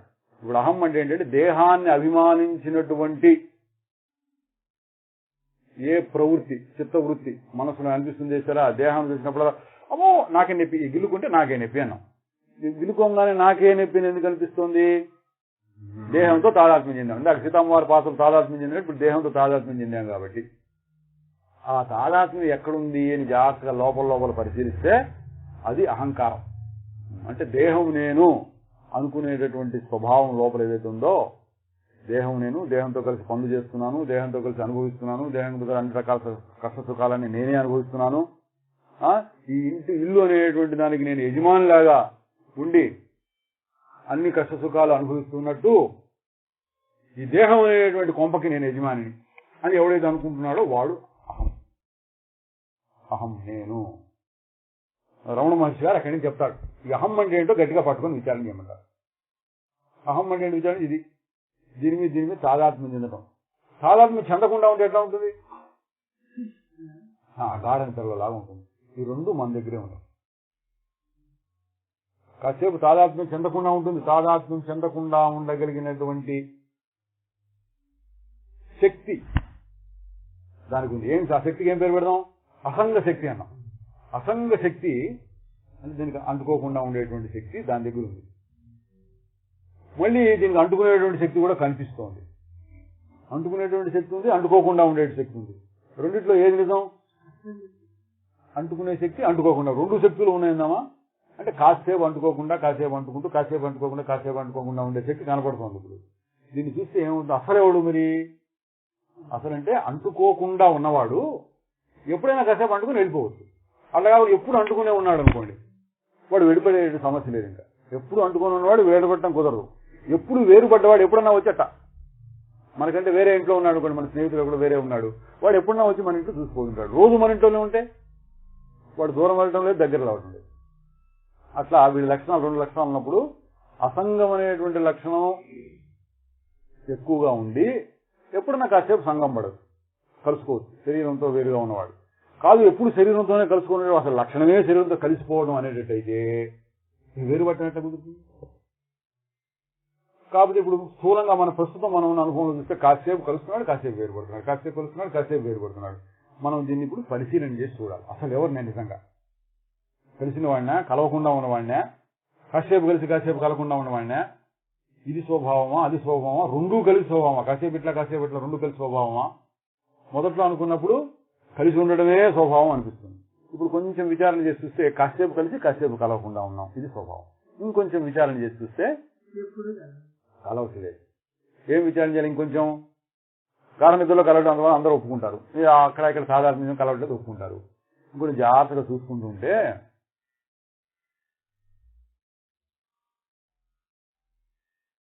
ఇటు చూస్తున్నాం అనుకోండి, చూసి శరీరం అంటే ఏంటి అని ప్రశ్నిస్తాం అనుకోండి. శరీరం అంటే ఏంటి అసలు?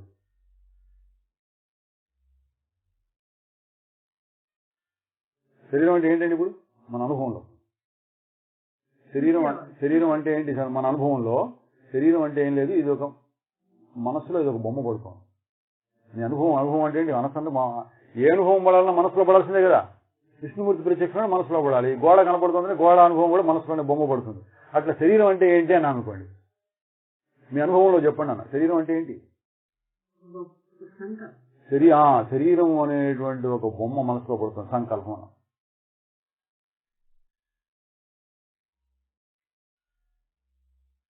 ఇప్పుడు సంకల్పం అంటే మనసులో కలిగిన బొమ్మ.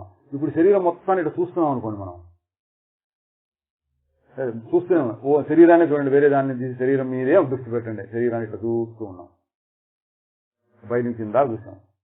ఏం తెలుస్తుంది? చెమట పోస్తుంది, గాలి తగులుతోంది, కాలు నొప్పిగా ఉంది, నడుము నొప్పిగా ఉంది, ఇట్లా ముందు గొంగు కూర్చున్నాను, చేతులు ఇట్లా పెట్టుకున్నాను, ఇవంతా నాకు కనపడుతోంది. జాగ్రత్త చూడండి, శరీరాన్ని బాగా చూడండి, ఇంకా చూడండి. నా కడుపులో నొప్పిగా ఉంది, మంటగా ఉంది, కళ్ళు మంటలుగా ఉన్నాయి, నొప్పి ఏమిటో అన్నీ జరుగుతున్నాయి.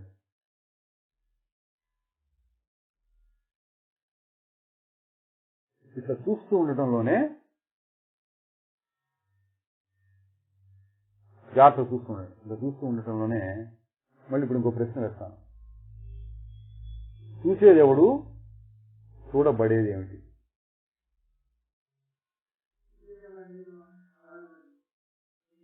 చూడబడేటటువంటి శరీరం ఒక సంకల్పం మాత్రంగా ఉంది. అంటే మనసులో ఒక బొమ్మ. నేను గోడను చూస్తున్నాను అన్నప్పుడు గోడ అనేటువంటి బొమ్మ ఒకటి మనస్సులో పడింది, ఆ బొమ్మను నువ్వు చూస్తావు, మనసులో పడ్డ బొమ్మను చూస్తున్నావు. మనస్సు లేకుండా, కళ్ళు లేకుండా, కళ్ళ ద్వారా ఒక బొమ్మ పడాలి లోపల. ఇప్పుడు కళ్ళు మూసుకొని కూర్చొని మన శరీరాన్ని చూస్తున్నాం, ఇది ఒక అనుభవం.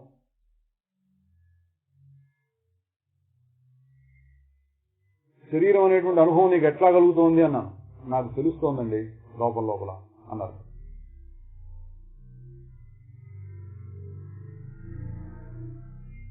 శరీరం బాగా తెలుస్తుంది కదా, శరీరాన్ని నువ్వు చూస్తున్నావు కదా, అది నీకంటే వేరేగా.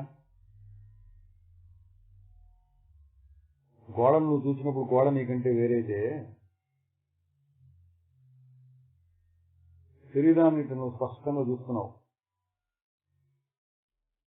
దానికంటే వేరుగా ఉండి చూస్తున్నావుగా.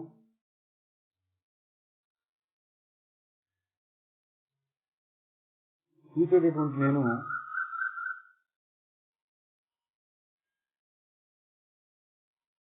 చూడబడేటువంటి శరీరం కంటే వేరుగా ఉన్నానా? వేరేగా.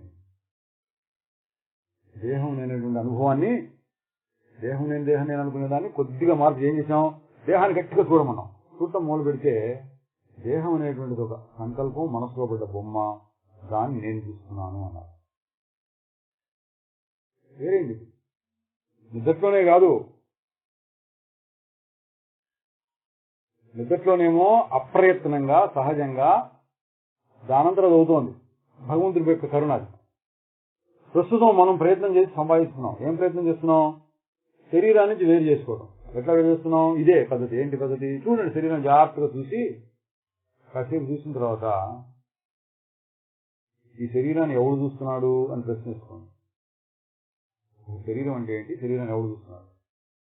శరీరం అంటే ఏంటి? మీకు మీరు లోపల సమాధానం చెప్పుకోండి. శరీరం అంటే ఏంటి? నాకు నేను సమాధానం పెద్దగా చెప్తున్నాను మీకు తెలియటం కోసం. శరీరం అంటే ఏంటి? ప్రస్తుతం ఇక్కడ నా ముందు స్టూల్ ఉంది, స్టూల్ మీద 2 చేతులు ఇట్లా పెట్టుకున్నా, కాలు ఇట్లా వేసుకున్నాను, కింద ఉన్న కాలు కొంచెం చల్లగా తిమ్మిరెక్కుతున్నట్టుంది, నడుము దగ్గర కొంచెం నొప్పిగా ఉన్నట్టుంది, కడుపులో కొంచెం మంటలాగా ఉన్నట్టుంది, ఎడం వైపు నుంచి చల్ల గాలి తగులుతోంది, కుడి వైపున కొంచెం చెమట పోస్తోంది. ఈ అనుభవాలన్నీ కలిపి నేను శరీరం. ఇవన్నీ ఎట తెలిసినాయి నీకు ఇన్ని అనుభవాలు?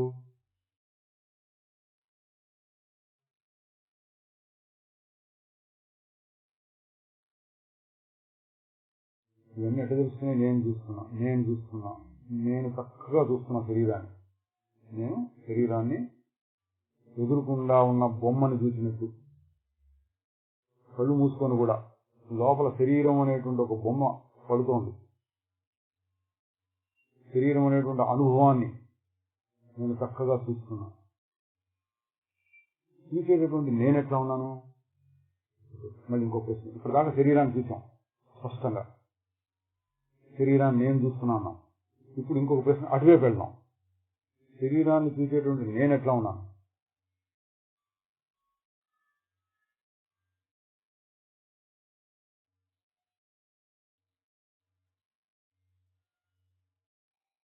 మీరు చూసుకోవాలి. శరీరాన్ని వర్ణించమన్నప్పుడు నేను వర్ణించాను. ఎట్లా? కాలు ఇక్కడ ఉంది, చెయ్యి ఇక్కడ ఉంది, గాలి తగులుతోంది, చెమట పోస్తుంది, ఈగ వాళ్తుంది, ఇవన్నీ చెప్పా. లోపల ఎవరు చూస్తున్నారు అన్నప్పుడు నేను సరిగ్గా చెప్పలేను. కానీ ఒక అనుభవం ఉంది. ఎవరు చూస్తున్నారని మీకు మీరు ప్రశ్నించుకోవాలి.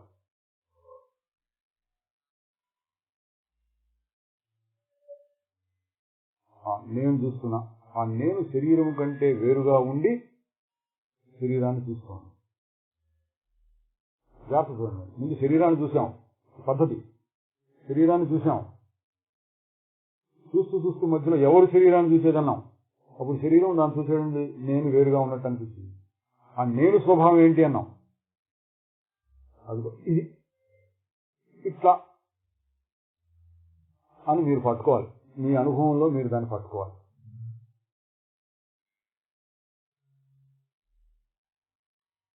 ఏదైతే శరీరం అట్లా చూస్తోందో అది.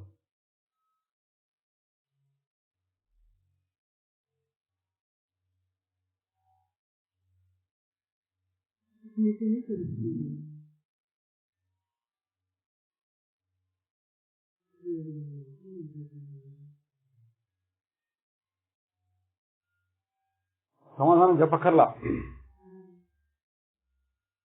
నేను ఎందుకు చెప్తున్నానంటే చెప్పాల్సిన కర్మ పట్టింది కాబట్టి.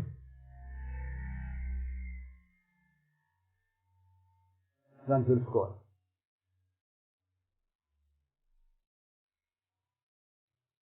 నేనంటే ఎవరు అని ప్రశ్నేసుకొని ఫస్ట్ మనకు కనపడేది నేనంటే శరీరము అన్న అనుభవంలాగా వస్తుంది. ఆ అనుభవాన్ని విచారించి చూడండి. చూస్తే శరీరం అంటే ఏంటి అన్నట్టు చూస్తూ ఉంటే శరీరం వేరు, చూసేటటువంటి నేను వేరు. నేను ఎట్లా ఉన్నాను? ఇట్లా ఉన్నా. మీకు మనసులో ఎవరెవరు మనసులో ఎట్లా వస్తుందో తెలియదు. ఏదో వెలుతురులాగా రావచ్చు, లేకపోతే చీకట్లాగా అనిపించవచ్చు, ఏదో ఎక్కడో ఏదో మూల ఏదో ఒకటి ఉన్నట్టు, ఏదో ఎట్లాగైనా కానీ మొత్తానికి ఏదో ఒక రకమైన అనుభవంలో ఒక్కొక్కళ్ళు ఒక్కొక్క రకంగా వర్ణించొచ్చు. తర్వాత ఏదో ఒక రకమైన అనుభవం.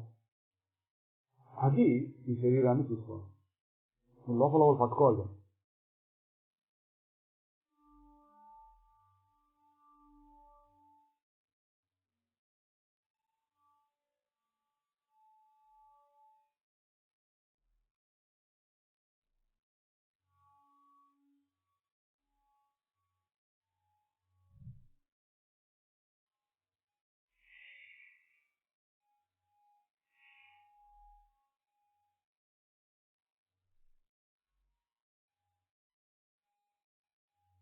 ఇక్కడ వరకు సాధారణంగా చాలా మంది చేయగలుగుతారు. ఇది శరీరాన్ని స్పష్టంగా చూడటం, దాన్ని చూసేవాడు ఎట్లా ఉన్నాడు అనగానే అదొక రకం అట్లా ఉందండి అని కొద్దిగా వేరు చేసి ఇంకొంచెం అభ్యాసం చేసి మళ్ళీ ఇదే ప్రశ్న. ఏదో ఒక మూల ఉన్నట్టు, ఏదో తెల్లగా ఉన్నట్టు, నల్లగా ఉన్నట్టు, ఏదో శూన్యంలాగా ఉన్నట్టు, చెప్పడానికి వీలు లేకుండా ఉన్నట్టుగా ఉందండి అని సమాధానం చెప్పడానికి ప్రయత్నం చేస్తుంటుంది మనసు. మీ అనుభవం అది ఏదో రకంగా ఉంది. అప్పుడు దాని దగ్గరే ఇంకొక ప్రశ్న, మళ్ళీ అదే ప్రశ్న. ఏంటోగా ఉంది కదా చూసేటటువంటి స్వరూపం, దాన్ని చూసే శరీరాన్ని చూసే స్వరూపం ఏమిటి అంటే అదొక రకంగా ఉంది అంటున్నారు కదా. అదొక రకంగా ఉన్నదాన్ని చూసేది ఎవరు? అదొక రకంగా ఉంది, శూన్యంగా ఉంది, తెల్లగా ఉంది, నల్లగా ఉంది, ఏదో చెప్తున్నారు. అది ఎట్లా తెలియబడుతోంది నీకు? దాన్ని చూసేవాళ్ళు ఎవరు? తెల్ల ఏదో ఉదాహరణకి నాకేదో తెల్లగా వెలుతురు కనపడుతుంది అనుకున్నాం.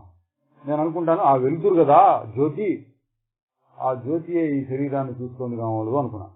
తర్వాత నెక్స్ట్ ప్రశ్న, ఆ జ్యోతిని చూసేది ఎవరు? జ్యోతి అయితే మీకు చీకటి కనిపించింది అనుకోండి, మీ ఒక్కొక్కరు ఒక్కొక్క రకంగా ఉండదు. చీకటి కనిపిస్తే ఇదే ప్రశ్న, ఆ చీకటిని చూసేది ఎవరు? లేదా నేను నేను నేను నేను లోపల ఏదో అనిపిస్తున్నట్టుంది అనుకోండి, ఈ నేను నేను నేను అనేటువంటి మాట వస్తుంది కదా, ఈ మాటను చూసేది ఎవరు? అట్లా మీకు ఏది ఉంటే దాన్ని, ఇదే ప్రశ్న, దాన్ని చూసేది ఎవరు అంటే అప్పుడేమవుతుంది, మనసు ఇంకా సూక్ష్మం అవుతుంది. ఇట్లా ఈ ధ్యాన ప్రక్రియలో ఇంకా సూక్ష్మం అవుతుంది.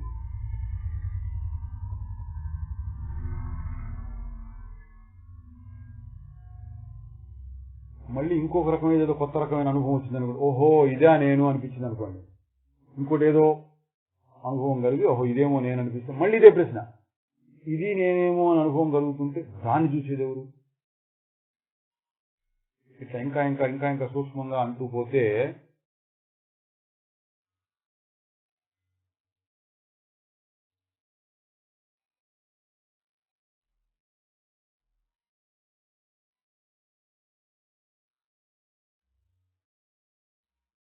ఇది అనిపించకుండా ఏదో ఆగిపోతుంది. ఇదేమో అదేమో అనేటువంటి మనసు లేకుండా, దాన్ని చూసేదేవరు దాన్ని చూసేదేవరు అనే ప్రశ్న కూడా లేకుండా, అనిపించడం లేదు, ప్రశ్న లేదు, అట్లా ఆగిపోతుంది.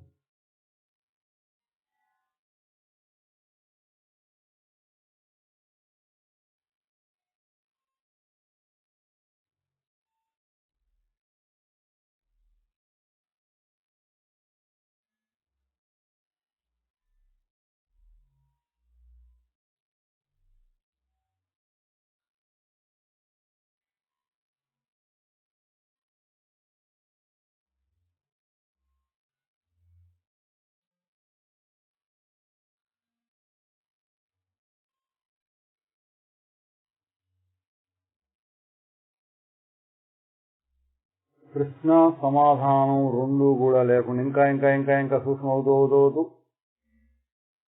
ఆగి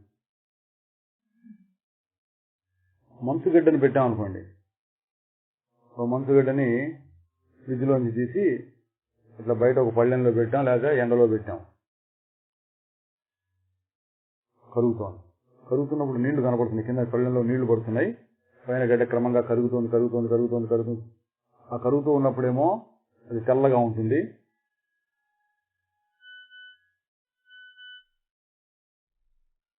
కరిగి గడ్డంతా కరిగిపోయినప్పుడు, గడ్డలో చివర అణువు కూడా కరిగినప్పుడు ఇక మనసు లేదు. అట్లా ఒక్కొక్కసారి నేనెవరు, దాన్ని చూసేదెవరు అట్లా ప్రశ్నిస్తున్నప్పుడు ఒక్కొక్కసారి కొంచెం కరిగిపోతూ ఉంటుంది. అహంకారం, దేహమే నేను అనే లేదా మనసు నేననే ఈ అభిమానం కరిగిపోదు కొంచెం. ఆ చివరికి వచ్చేప్పటికి ప్రశ్న కరిగిపోతుంది, సమాధానం కరిగిపోతుంది, అటు మిగిలిపోయేదో గాఢ నిద్రలాగా హాయిగా. దీన్ని వర్ణించడం కూడా కష్టం, ఏవో కొన్ని మాటలతో చెప్తాం, నిశ్చలం.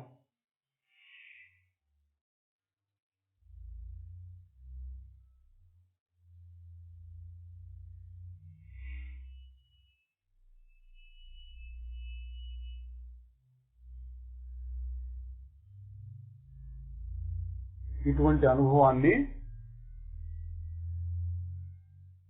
ప్రయత్నం చేసినటువంటి ప్రతి వారు పొందవచ్చు.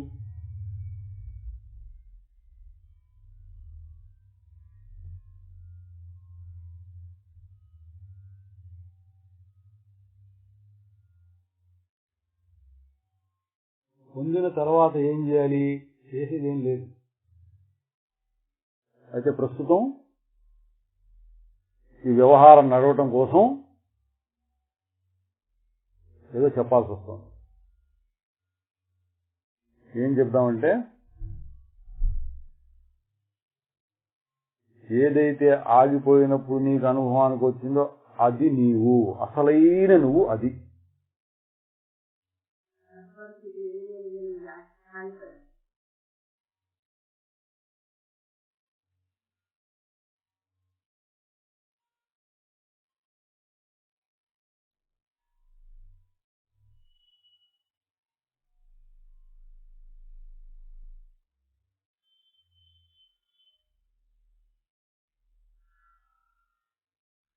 బోధనా సౌకర్యార్థం కోసం అంటే ఏదో చెప్పటం కోసం దానికి పేర్లు ఏం పెట్టదంటే అసలైన నేను అది అది అంటారు ఒక చోట. అసలు నేను అనొచ్చు, తెలివి అనొచ్చు. ఎందుకని? దాన్ని తెలుసుకునేదేవరు, దాన్ని తెలుసుకునేదేవరు, దాన్ని తెలుసుకునేదేవరు. అట్ట లోపలికి వస్తే అన్నింటినీ తెలుసుకునేది మూలం. దాన్ని తెలుసుకునేది, దాన్ని తెలుసుకునేది, దాన్ని తెలుసుకునేది, అన్నిటికీ మూలంలో ఈ తెలివి ఉంది. కాబట్టి దీనిని శుద్ధ చైతన్యం, శుద్ధమైన తెలివి అని కూడా చెప్పచ్చు.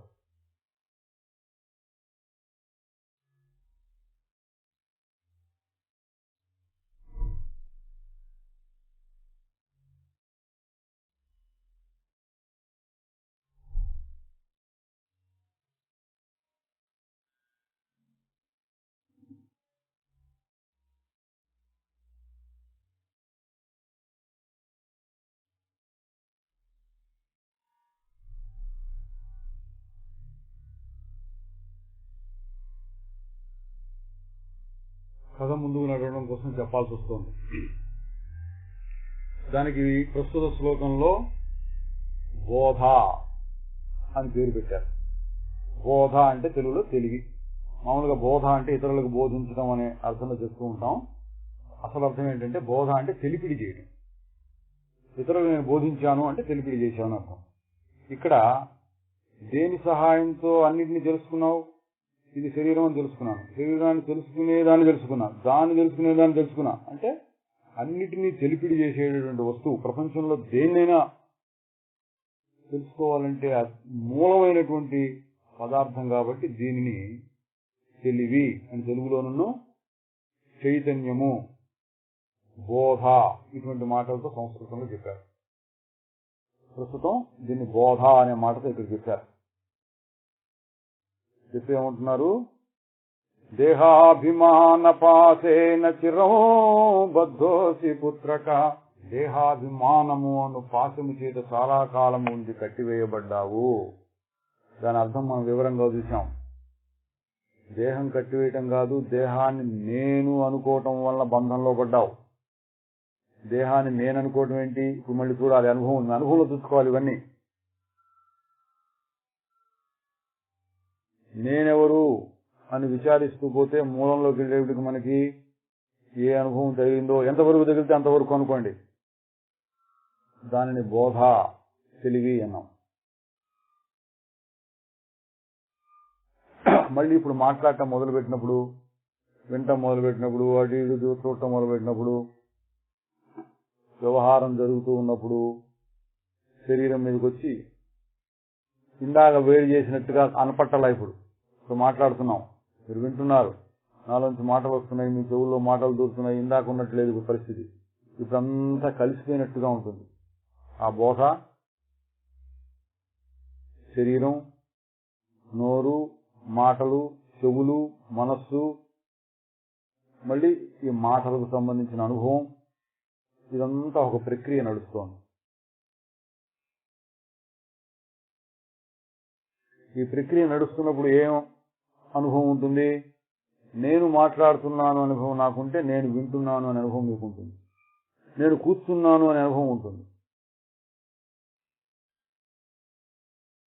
ఇంకా మధ్య మధ్యలో సంకల్పాలు పోయి ఇంటి దగ్గరికి వచ్చిన నేను ఇల్లు గలవాడినని, ఏదేదో సమస్య ఉంటే ఓ ఈ సమస్య నాకు ఉందని ఇట్లా కూడా పోవచ్చు. అది కూడా నేనే.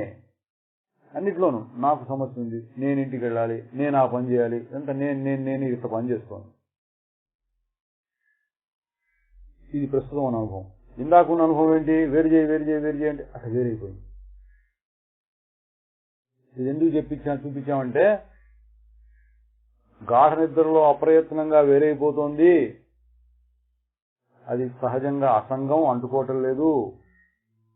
ఇప్పుడేమో సహజంగా అంటుకుంటోంది. అంటుకోవడం, అంటుకోకపోవడం, అంటుకోవడం రెండూ సహజమేనేమో అంటే కాదు.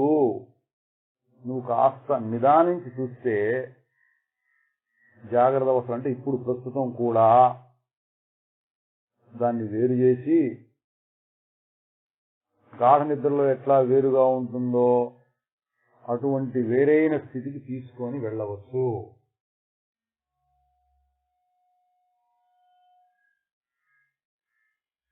ఇది మన అనుభవంలో రుజువు. నేను వేరుగా ఉన్నా, నేను వేరుగా మనసు తేలిక ఒప్పుకోదు. గాఢ నిద్రలో వేరుగా ఉన్నానేమో, ఇప్పుడు కలుసుకొని ఉన్నాను కదా అంటే కలుసుకొని ఉన్నాం నిజమే, కానీ వేరు చేయొచ్చు. ఎట్లా వేరు చేయొచ్చు? ఇప్పుడు ఏం ప్రక్రియ చెప్పాం? విచారణ ప్రక్రియ. ఇది విచారణ. దాన్ని చూసేదేవురు అని ప్రశ్నేశాం. ఇంటికి రావాలంటే ఎక్కడ రావాలండి? పోస్ట్ ఆఫీస్ ఎదురుకుండా సంధానం. పోస్ట్ ఆఫీస్ ఎక్కడా అని ముందు అడగాలి. ఆ ఎదురుకుండా సందే ఇది, ఆ రోడ్లో ఎన్నో ఇల్లు, ఇట్లా విచారణ చేయటం అన్నమాట ఇది. అట్లా విచారణ చేశాం. శరీరం అంటే ఏంటి? ఓ ఇది. ఆ శరీరాన్ని చూడటం అంటే ఏంటి? ఇది. ఆ చూసేవాడు ఎట్లా ఉన్నాడు? ఇది. దాన్ని చూసేవాడు ఎవడు? దాన్ని చూసే ఇట్లా 2-3 మెట్లలో విచారణ అంటాం. ఈ విచారణ చేసినందువలన అది వేరవుతుంది. ఇది జ్ఞాన మార్గం అంటే ఇది. దేహము లోపల ఉన్న బోధ, శుద్ధ తెలివి, శుద్ధమైన తెలివి, 2 పదార్థాలుంటే వ్యవహార సమయంలో 2 కలిసిపోయినట్టు. కలిసిపోవడం అంటే నేను చూస్తున్నాను అన్నా అనుకోండి, నేను అనేటువంటి శుద్ధమైన తెలివి, మూలంలో దేన్ని తెలుసుకోవాలన్నా ఒక మూలంలో తెలివి ఉండాలి కాబట్టి ఆ మూలంలో ఉన్న తెలివి, మనస్సు, కన్ను, శరీరం ఎంత కలిసి నేను చూస్తున్నాను అనే మాట వచ్చింది. నేను మాట్లాడుతున్నాను అనే మాట వచ్చింది. నేను ఎట్లా చూస్తున్నాను అంటే ఇట్లా చూస్తున్నాను అనిపిస్తాను. శుద్ధం చేసి నేను చూస్తున్నాను. అదెంత చూస్తున్నా? కళ్ళతో చూస్తున్నాను. ఓహో, ఆ కళ్ళతో చూస్తున్నాను అన్న విషయం నీకు ఎక్కడ తెలిసింది? మనస్సు సహాయంతో కళ్ళను చూస్తున్నాను. కళ్ళు ఇక్కడ ఉన్నాయి కదా, కళ్ళు చూస్తున్నాయి కదా అని మనస్సుతో తెలుస్తుంది. ఓహో, మనస్సు అనేది పనిచేస్తుంది, నీకు తెలుస్తుంది కదా. ఆ మనస్సు ఎట్లా తెలుసుకున్నావు? ఓహో, మనస్సు ఇది ఇట్లా కదులుతోంది, ఇట్లా అనిపిస్తోంది తెలుస్తుంది. లోపల కలిగేటువంటి మార్పులన్నీ మనస్సు, ఆ మనస్సుని తెలుస్తుంది. ఆ మనస్సును తెలుసుకునేది కూడా ఎట్లా ఉంది? ఇందాక అంటే దేహాన్ని చూసేది ఎవరు అన్నా, లేక మనస్సును చూసేది ఎవరన్నా, ఏదైనా కానీ ఇటువంటి ప్రక్రియలు రకరకాలుగా చెప్పుకోవచ్చు. మీరు కూడా కొత్త కొత్తగా కనిపెట్టుకోవచ్చు. ఇందులో ఉన్నటువంటి సారాంశం ఏంటంటే, మీరు ఇంకా రకరకాల ప్రక్రియ చేసి మనం ఒక్కొక్క రోజు ఒకటి చెప్పుకుంటున్నాం. సారాంశం ఏంటంటే, వేరు చేసేటువంటి ప్రక్రియ వేరు చేయవచ్చు. వేరు చేసినప్పుడు చూడవలసింది ఏంటంటే, తెలివి, స్వచ్ఛమైన తెలివి వేరుగా ఉంది, శరీరం వేరుగా ఉంది. మరి ఇప్పుడు నేను మాట్లాడుతున్నాను, నేను చూస్తున్నాను, నేను వింటున్నాను అన్నప్పుడు కలుసుకుంటోంది. కలుసుకున్నప్పుడు ఉన్నటువంటి స్థితిని అహంకారము. కలిసిపోయినటువంటి స్థితిని శరీరంతో కలుసుకొని నేనని మన వ్యవహారం మాట్లాడుతున్నప్పుడు ఉన్నదాన్ని అహంకారము అంటే ఇంకా బాగుంది. అహంకారం అంటే దీంతో కలుసుకున్నటువంటి తెలివి. ఇట్లా వేరు చేసి చూసినప్పుడు అట వేరుగా, నిశ్చలంగా, శుద్ధంగా. శుద్ధం అంటే ఇంకో 200 కలవకుండా. దేన్ని తెలుసుకుంటుందో ఏం లేదు, ఊరక తెలుసుకుంటుంది, తనను తానే తెలుసుకుంటుంది అనాలి. ఏమి లేదు అన్నట్టు తెలుసుకుంటుంది, ఏమి లేదు అన్నట్టు అది కూడా తెలియబడు. అట్ట తనను తాను తెలుసుకుంటున్నట్టు.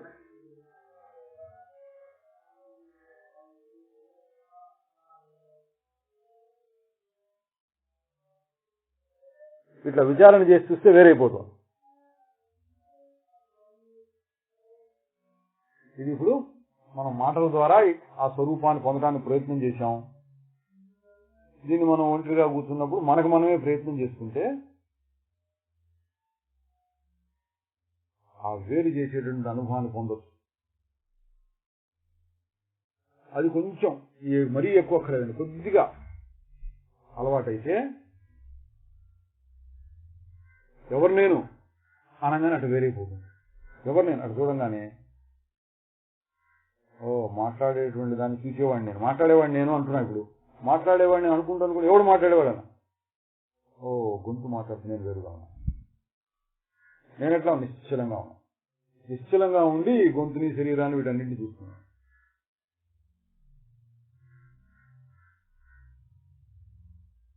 అప్పుడు ఏమనిపిస్తుందంటే, శరీరము ఉన్నది, లోపల తెలివి ఉంది, 2 కలిసి ఆడుకుంటున్నాయి. ఏంటి అని ప్రశ్నిస్తే వేరుపోతుంది. ఎవరు ఏంటి, ఎవరు దీన్ని చూసేదేవరు, శరీరం అంటే ఏంటి, దీన్ని చూసేదేవుడు అని అట్లా ఒకటి రెండు ప్రశ్నలు వేసి ఇది బాగా అలవాటు అయితే అట్లా వేరైపోతుంది.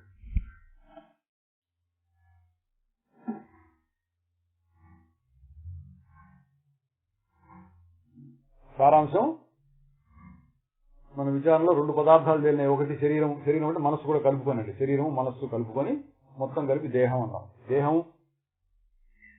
రెండోది శుద్ధమైన తెలివి. ఈ రెండు పదార్థాలు ఉన్నాయి. ఇప్పుడు రెండు వేరువేరుగా ఉన్నాయి అనుకోండి, గాఢ నిద్రలో లాగా. లేదా ఇప్పుడు మీకు అనుభవం కలిగితే ఇంకా మంచిది, ఇట్లా కాసేపు చూసుకుంటే వేరువేరుగా ఉన్నాయి. వేరువేరుగా ఉన్నటువంటి పరిస్థితి గురించి మనం ఇప్పుడు ఆలోచిస్తున్నాం. ఇందాక ఆలోచించకూడదు, ధ్యానం చేసేప్పుడు వేరే ఆలోచన రాకూడదు, అట్లా ఊరిక ఉండాలి. దాన్ని చెప్దామని కూడా ప్రయత్నం చేయకూడదు, ఊరక ఉండటమే, దాన్ని అనుభవించాలి. తర్వాత దాని గురించి విచారణ చేసేటప్పుడు ఏమిటి అంటే ఆలోచించాలి. ఇప్పుడు విచారణ చేస్తే దాని గురించి మనకు అనుభవం అయిందనుకుందాం. ఒక శుద్ధమైన తెలివి ఎక్కడ ఉంది, శరీరము మనస్సు ఇటు ఉన్నాయి. గాఢ నిద్రలో అసలు కలవటం లేదు. ఇట్లా మనం జాగ్రత్త అవస్థలో ధ్యానం చేసి కాస్త వేరు చేయగలిగినప్పుడు వేరైపోతున్నాయి. లేని సమయంలో రెండు కలిసిపోయి దేహమే నేను అన్నట్టు. దేహమే నేనంటే దేహానికి తెలివి ఉన్నట్టు, దేహం తెలివితో పనిచేస్తున్నట్టు, ఇంద్రియాలకి కళ్ళకు చూసే శక్తి ఉంది, చెవులకు వినే శక్తి ఉంది, ఈ శక్తులన్నీ దేహం ఉన్నట్టు వీటికి. అట్లాగే లోపల ఉన్నటువంటి నేను శుద్ధమైన తెలివి అయినప్పటికీ వీటితో కలిసి మారిపోతున్నట్టు. కళ్ళు చూస్తుంటే నేను చూస్తున్నాను అంటాడు, చెవులు వింటుంటే నేను వింటున్నాను అంటాడు, మనస్సు ఏడుస్తుంటే నేను ఏడుస్తున్నాను అంటాడు. ఇది ఆ శుద్ధమైన తెలివి వీటితో కలిసినప్పుడు. ఇట్లా కలిసిపోయి నేను వింటున్నా, నేను కూర్చున్నా, నేను పడుకుంటా, నేను వింటున్నా, ఇదేమో అహంకారం.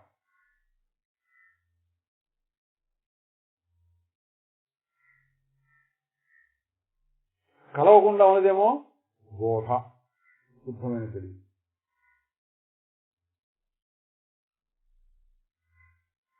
దేహాభిమాన పాసేన చిరం బద్ధోసి పుత్రక.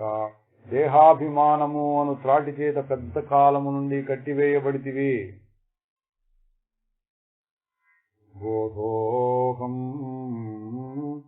తెలివిని నేను అను జ్ఞాన ఖడ్గము చేత దానిని కోసి కోయమంటున్నాడు. దేని చేత కోయమంటున్నాడు? జ్ఞాన ఖడ్గం. ఏ జ్ఞానం? అసంగ శస్త్రేనా అనుకోవచ్చు. అసంగం అనే శస్త్రం, అది రెండో ఒకటేనండి. ప్రస్తుతం ఈ శ్లోకంలో ఏం చెప్పారు? తెలివిని నేను అనే జ్ఞాన ఖడ్గం అన్నారు. తెలివిని నేను అని పెట్టుకోమన్నారు. దీని అర్థం ఏంటి? ఎప్పుడెప్పుడు ఈ శరీరం నేననే భ్రమ కలుగుతోందో మీకు సమయం దొరికినప్పుడు అక్కడ వేరయ్యి ఆ తెలివిని చూసిన తర్వాత ఇప్పుడు మాట్లాడాలి. మనం ఏం మాట్లాడాలి? అది నేను. ఏది? ఆ తెలివిని నేను. ఇదంతా నాకు అర్థం కాలేదండి, ధ్యానం కుదరకపోయినా పర్వాలేదు, మీరు గాఢ నిద్రలో ఎట్లా ఉన్నాను అని ప్రశ్న వేసుకోండి చాలు. తేలిక. గాఢ నిద్రలో ఎట్లా ఉన్నాను నేను గుర్తెచ్చుకోండి. రాత్రి నిద్రపోయినా, పొద్దున మధ్యాహ్నం నిద్రపోయినా, అది గుర్తెచ్చుకొని రాత్రి మంచి నిద్రపట్టింది, ఒళ్ళు తిరిగి నిద్రపట్టింది, అప్పుడు ఎట్లా ఉన్నాను?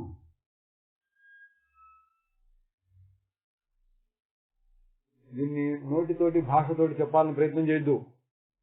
ఆ భావన రావాలి, ఆ ఫీలింగ్. రాత్రి ఎట్లా ఉన్నాను నేను అట్లా.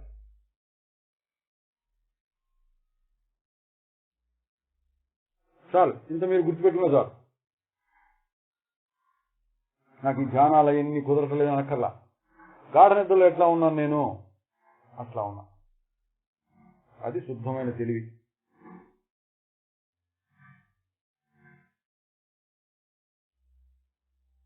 ఇప్పుడు ఎట్లా ఉన్నాను నేను? వీటన్నిటితో కలిసిపోయి ఉన్నా. కాలు నొప్పి ఉంటే అమ్మా నా కాలు నొప్పి అంటున్నా, కలిసిపోయినా. గొంతు మాట్లాడుతుంటే నేను మాట్లాడుతున్నాను అన్నా. శరీరానికి చెమట పోస్తుంటే నాకు చెమటగా ఉంది అన్నా. ఇప్పుడు కలిసిపోయి మాట్లాడుతున్నాం. ఇప్పుడు ఏం చేయాలి మనం?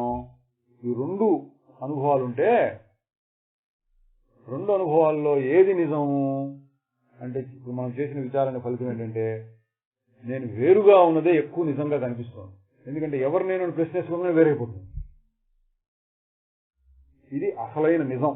అసలైన నేను ఏంటంటే వేరైపోయినప్పుడు ఏదుందో అసలైన నేను. మనం ప్రశ్న వేసుకోకుండా యథాలాపంగా వ్యవహారం చేస్తున్నప్పుడు రెండు కలిసిపోతున్నాయి. ఇది తప్పదు. కాసేపు కలిసిపోతూ ఉంటాం, తప్పదు. ఇట్లా కాస్త దృష్టి పెట్టి చూస్తే వేరైపోతుంటుంది, మంచిదే. రెండింటిని కలిపి చూసి ఏమనాలంటే ఇప్పుడు అసలు నువ్వెవరు? ఇప్పుడు నేనంటున్నావు, అసలు ఎవరు నువ్వు?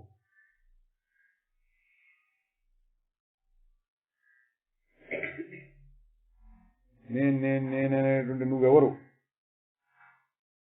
నేనెవరు అనగానే ఏమొస్తుంది మనకి భావం? ఇందా చెప్పినట్టు కళ్ళు మూసుకుని నేనెవరు అనగానే శరీరం గుర్తు రావచ్చు. నేనా ఇక్కడ కూర్చొని ఉన్నాను కదా, ఇది నేను అని శరీరం రావచ్చు. ఇంత మాత్రం కాకుండా మనస్సులో చాలా బొమ్మలు పడతాయి. అన్ని బొమ్మలు గజిబిజి ఎన్నో బొమ్మలు పడతాయి. ఒక బొమ్మ మీద బొమ్మ, బొమ్మ మీద బొమ్మ, బొమ్మ మీద బొమ్మ. ఎట్లా? నేను శరీరం అది మొదట పడుతుంది.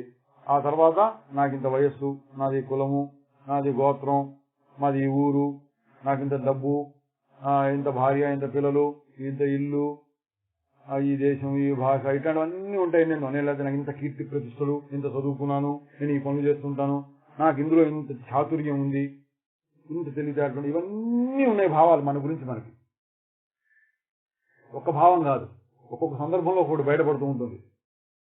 ఏ సందర్భంలో ఎవరైనా వచ్చి మాట్లాడుతున్నాను, తెలివిగా అవతల వాడు మనతో చర్చలకు వచ్చినప్పుడు నేను ఇంత తెలివిగలవాడిని అన్న అభిమానం అప్పుడు బయటపడుతుంది.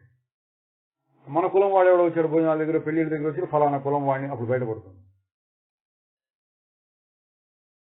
ఏదో ఇంత బరువులు మొయ్యరా అన్నాను, బస్తా బియ్యం మొయ్యమన్నా, అప్పుడు నాకు ఇంత శరీరానికి ఇంత బలం ఉంది, అప్పుడు బయటపడుతుంది. బయటపడకపోయినా ఈ భావాలన్నీ లోపల ఉన్నాయి నీకు. నేనంటే ఏంటంటే ఈ భావాలన్నీ కలిసి 100 ఉన్నాయో 1000 ఉన్నాయో, ఇట్లాంటి భావాలు ఎన్ని, నేను ఇట్లాంటి వాడిని, అట్లాంటి వాడిని, నేను స్త్రీనా పురుషుడిని, అది నేను మగవాడిని, ఈ భావం ఉంటుంది లోపల. సమయం వచ్చినప్పుడు బయటపడుతుంది. ఇటువంటి భావాలు ఎన్ని ఉంటాయో చెప్ప, అన్ని కలిపి ఒక బొమ్మ మీద బొమ్మ, బొమ్మ మీద బొమ్మ, బొమ్మ మీద బొమ్మ, బొమ్మ మీద కలిసి ఒక గజిబిజిగా ఒకటి తయారైంది. అదంతా ఆ గజిబిజి అంతా కలిపి నేను ప్రస్తుతం మనకున్న అనుభవం. అది ఈ గజిబిజిని తీసేయాలి. తీసేసి ఇందా చేసినట్టే. ఎట్లా? ఒక్కొక్కటి తీసేసి దేహం తీసేసి అన్ని పోతాయి. దేహం మీద వచ్చినవన్నీ ఇట్లా తీసేయడం మొదలు పెట్టేటప్పటికి ఎక్కడ పోయినా వచ్చావు ఇప్పుడు శుద్ధమైన కేసు.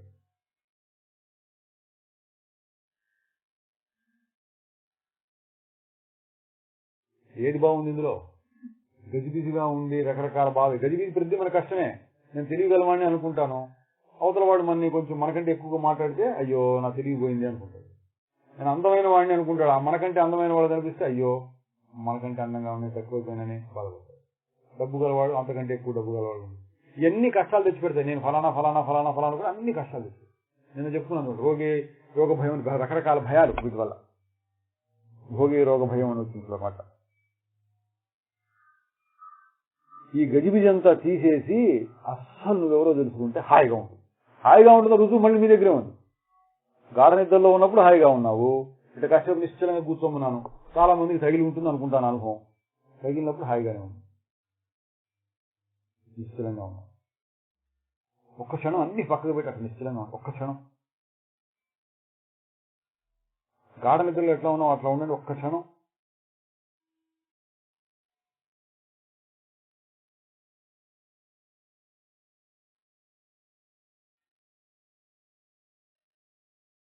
ఇందులో ఎంత హాయిగా ఉంది. గాఢ నిద్రలో ఎటువంటి హాయి ఉంది. అది నేను, ఇది నేను, ఇది నేను, ఇది నేను, అది నేను, ఇది నేను, అది నేను అన్ని రకరకాలు కలుపుకొని ఆ బొమ్మలన్నీ వేసుకొని గజిబిజిగా ఉంటే ఎంత చికాగ్గా ఉంది. మీకు వచ్చేటువంటి పుణ్య పాపాలు, జనన మరణాలు, ఇహలోకంలో కష్టాలు లేదా నరక బాధలు ఇవన్నీ కూడా దేని వల్ల వచ్చినాయంటే ఇదిగో ఈ గజిబిజి నేను అనుకోవటం వల్ల, గజిబిజి కాబట్టి బొమ్మను చూసి నేను అనుకోవటం వల్ల. ఇప్పుడు వేరు చేసి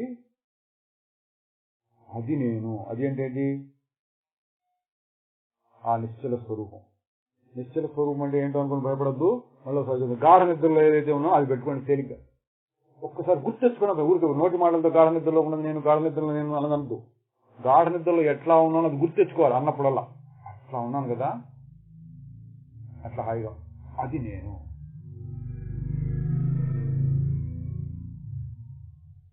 ఈ భావం దృఢపడాలి. ఇప్పటివరకు ఏముంది?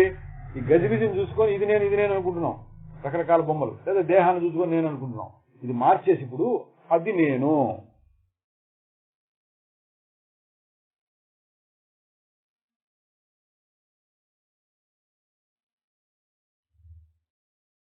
హెడ్ క్వార్టర్స్ మార్చేశాడనమాట. Branch office headquarters. ఇంతకుముందు శరీరాన్ని మనం ముఖ్య స్థానంగా పెట్టుకుని అప్పుడప్పుడు తెలివి దగ్గరికి వెళ్తున్నాడు. ఎప్పుడో కాసేపు నిద్రపోయినప్పుడు తెలివి దగ్గరికి వెళ్తున్నాను, నిద్రపోయినప్పుడు హాయిగా ఉంటున్నా అనుకుంటున్నాడు. ఇప్పుడు స్థానాన్ని మార్చేది, అది హెడ్ క్వార్టర్స్, హెడ్ ఆఫీస్. నా యొక్క అసలు స్థానం శుద్ధమైన చైతన్యం. మధ్య మధ్యలో ఎప్పుడైనా ఈ శరీరంతో కలిసి కాసేపు గజిబిజిలోకి వస్తున్నాను, కానీ అసలు స్వరూపం అది నాకు.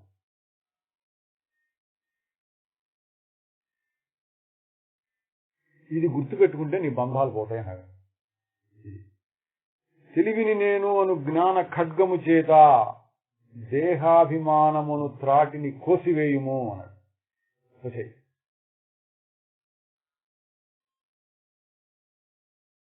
కోసేయడం అంటే ఏంటి? విచారణ చేశాం, విచారణ చేయడమే ఖడ్గం.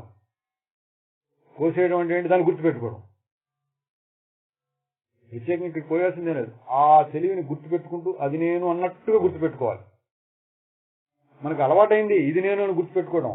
ఇంట్లో ఉంటున్నాం అనుకోండి, ఇది అద్దెలే కావచ్చు, 4 రోజులు ఉన్న తర్వాత ఏమనిపిస్తుంది? ఇది నా ఇల్లు అనిపిస్తుంది. దీన్నే గుర్తుపెట్టుకుంటాం. ఇంకో ఇంట్లోకి వెళ్ళాం, దీన్నే గుర్తుపెట్టుకుంటాం. అది మన మనసులో పడిపోయింది ఒక మూల, ఇది నా ఇల్లు అని. ఇల్లు ఖాళీ చేసి ఇంకో చోటుకి వెళ్తే క్రమంగా ఇది కొంచెం మరుపుకు వచ్చి కొత్త దాని మీద మళ్ళీ అభిమానం వస్తుంది.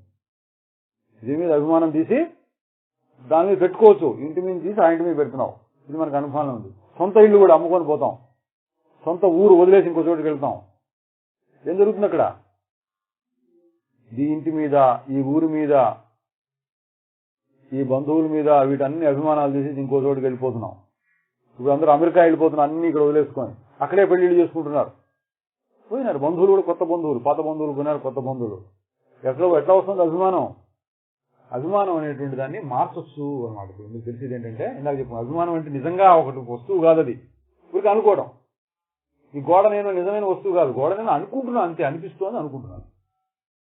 కాబట్టి ఇప్పుడు ఆ అనుకోవడం అనేటువంటి లక్షణాన్నే వాడుకోవాలి. మళ్ళీ మనం వాడుకొని బంధాన్ని పెంచుకోవాలి. గోడ నేను అనుకున్నట్టు, మా అబ్బాయి జన్మ వస్తే నేను అనుకున్నట్టు, ఈ నా ఊరు ఇది, నా దేశం ఇది, నా జాతి ఇది, నా కులం ఇది, నా డబ్బు ఇది అనుకున్నట్టు ఈ తెలివి నాది అని అనుకోమన్నారు. తెలివి నేను అనుకోవడం నీకు లక్షణం ఉంది, మార్చావు. ఈ ఇల్లు వదిలి ఆ ఇల్లు వదిలినట్టుగా ఇప్పుడు ఈ గజిబిజి ఇంట్లో ఉన్నావు, దయ్యాల కొంప అనుకోండి. దీన్ని ఖాళీ చేసి ఇంకో కొత్త ఇంటికి వెళ్ళు. కొత్త ఇంటికి వెళ్ళి ఏమన్నారు? ఏదండి మీరు అబ్బాయి ఇది కాదండి, ఇది ఖాళీ చేసాం, అది మా ఇల్లు. ఆ గుర్తు తగలాలి, అది మా ఇల్లు అన్నప్పుడు గుర్తు తగలాలి. ఎందుకంటే ఈ గుర్తు బాగా తగులుతూ ఉంటుంది, మన రోజు తగులుతూ ఉంటుంది. ఇది నేను గుర్తు బాగా తగులుతూ ఉంటుంది శరీరాన్ని చూసుకొని. దీన్ని తీసేయాలంటే ఆ గుర్తు పెంచాలి. పెంచాలి అనుకోవడమే. అభిమానం ఎట్లా వచ్చింది? కాసేపు దాన్ని మనం పక్కన కూర్చున్నాం, మాట్లాడుకున్నాం, మా ఊరేనా, మీ ఊరేనా, మా ఊరేనా, మా బంధుత్వం ఇది అనుకున్నాం. కాసేపు అభిమానం పడిపోయింది. అట్లా కాసేపు అనుకో, దీని గురించి ఆలోచించు, అటు చూస్తూ ఉండు. ఇది నేను, ఇదే హాయిగా ఉంది. ఇది గెలిచే పార్టీ మారాలి. ఇప్పుడు కిందసారి ఆ పార్టీ గెలిచింది, ఈసారి ఈ పార్టీ గెలిచేటట్టుగా ఉంది, ఇందులో మారిపో. ఏ పార్టీ గెలుస్తుంది ఇప్పుడు? ఒకటే పార్టీ, తెలివి పార్టీ. అది గుర్తులో తగిలి గుర్తు పెట్టుకొని ఎప్పుడు ఆ స్థితి అనుభవంలో ఉండాలి. అప్పుడప్పుడు మనం ప్రయత్నం చేయొచ్చు. ధ్యాన సమయంలో ప్రయత్నం చేసి ఆ స్థితిని పొందటానికి మనం ఛాయశక్తులా కృషి చేయొచ్చు. తగిలితే మంచిదే, అప్పుడప్పుడు తగులుతుంటుంది, ఒకసారి తగలకపోవచ్చు. మనసు ఇప్పుడు శుద్ధంగా ఉంది, మనం వేరే వ్యావృత్తులన్నీ వదిలేసి ఇక్కడికి వచ్చాం. ఇట్లాంటప్పుడు కాస్త తేలిగ్గా కుదురుతుంది. ఇంటి దగ్గర ఉన్నప్పుడు అంత తేలిగ్గా కుదరకపోవచ్చు. కుదరకపోయినా పర్వాలేదు. మనకుందిగా గాఢనిద్ర, భగవంతుడు ఇచ్చింది. గాఢనిద్రలో ఎట్లా ఉన్నానో గుర్తెచ్చుకోండి చాలు. అది నేను అని కొట్టాలి. పప్పు రుబ్బుతారు చూడండి, రుబ్బి మెత్తగా రావాలి, పిండి వచ్చేటప్పుడు రుబ్బినట్టుగా. అది నేను, ఏది నేను నోట్తో చెప్పొద్దు మామగారు, అది గుర్తు తగలాలి. ఆ గుర్తు తగలాలి.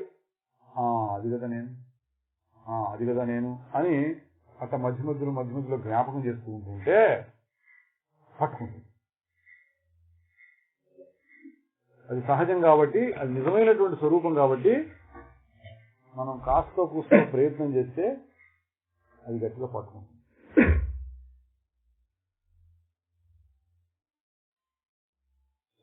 దేహాభిమాన పాసేన చిరం బద్ధోసి పుత్రక. లోపల నేననేది ఒకటి ఉంది. ఆ అనేదాన్ని ప్రస్తుతం అహంకారం ఉంటున్నాం, దాన్ని జీవుడు ఉంటున్నాం. ఆ తెలివి అనేటువంటిది ఈ గజిబిలో కలిసేటప్పటికి నేనని ఒక పుట్టుకొస్తుంది. నేననే మాట అహంకారం. దాన్నే శుద్ధం చేసి వేరు చేసేటప్పటికి నేననే మాట కూడా లేకుండా ఆగిపోతుంది. దాన్ని ఏ పేరంటే ఆ పేరు బోధ అని ఇక్కడ పెట్టారు. అహం అని కూడా బోధోహం అన్నాడు. అసలైన నేనన్నమాట. అది నేను అనుకోమంటున్నాడు. అట్లా ఉండిపోవడం అదొక స్థితి. కానీ వ్యవహారం అట్లా ఉండనీయదు కాబట్టి మళ్ళీ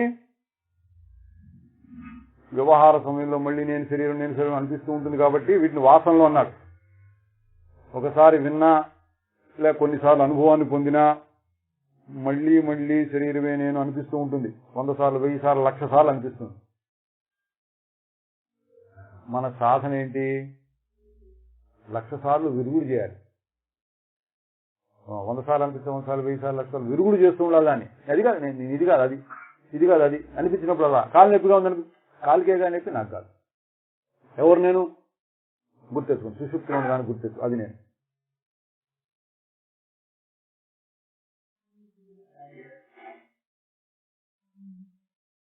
ఇది మన సాధన ప్రక్రియ.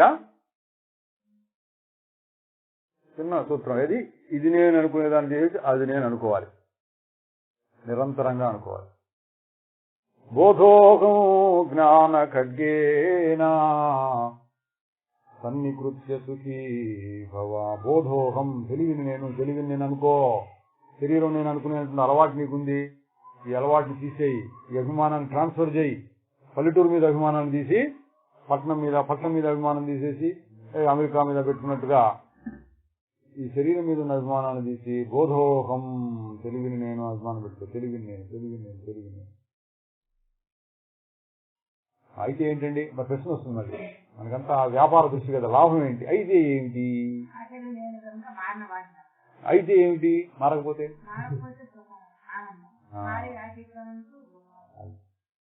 అయితే ఏమిటి అనేది కూడా మళ్ళీ మన అనుభవంలో చూసుకోవాలి. ఏంటి? సుఖంగా ఉంటుంది లేదా అని చెప్తున్నాడు. బోధోకం జ్ఞాన ఖడ్గేనా సన్నికృత్య. బోధ నేను అనే ఖడ్గం చేత దానిని కోసేసి, దేహాభిమానం అనేటువంటి కాల్ని కోసేసి సుఖీ భవ, సుఖంగా ఉండు, సుఖీగా ఉండుము, సుఖంగా ఉండు. ఇదండి ప్రయోజనం. సుఖం ఎక్కడొస్తుంది? ప్రత్యక్షావగమం, ప్రత్యక్షంగా తెలుసుకుంటుంది. రాజవిద్య, రాజగుహ్యం. రాజవిద్య విద్యల్లో కల్లా రాజుంది. రాజగుహ్యం మహా రహస్యం ఏంటంటే ఇది చూసాను, దాన్ని చూసేది అన్నిటికంటే మూలంలో గుహలో ఉన్నట్టుగా ఉంటుంది అన్నమాట. గుహ్యం అది గుహలో ఉన్నట్టుగా ఉండేది. మూలం రాజగుహ్యం. పవిత్రం అంటే ఏంటి? చాలా శుద్ధమైనటువంటిది. దానికి రెండోది అంటుకోలే, పుణ్యం కానీ పాపం ఏది అంటుకోలే. శుద్ధం, మహా శుద్ధం. ఇదం ఉత్తమం. ప్రత్యక్షావగమం, అది దానికోసం వస్తాం. ప్రత్యక్ష అవగమం, ప్రత్యక్షంగా తెలుసుకోదగినటువంటిది.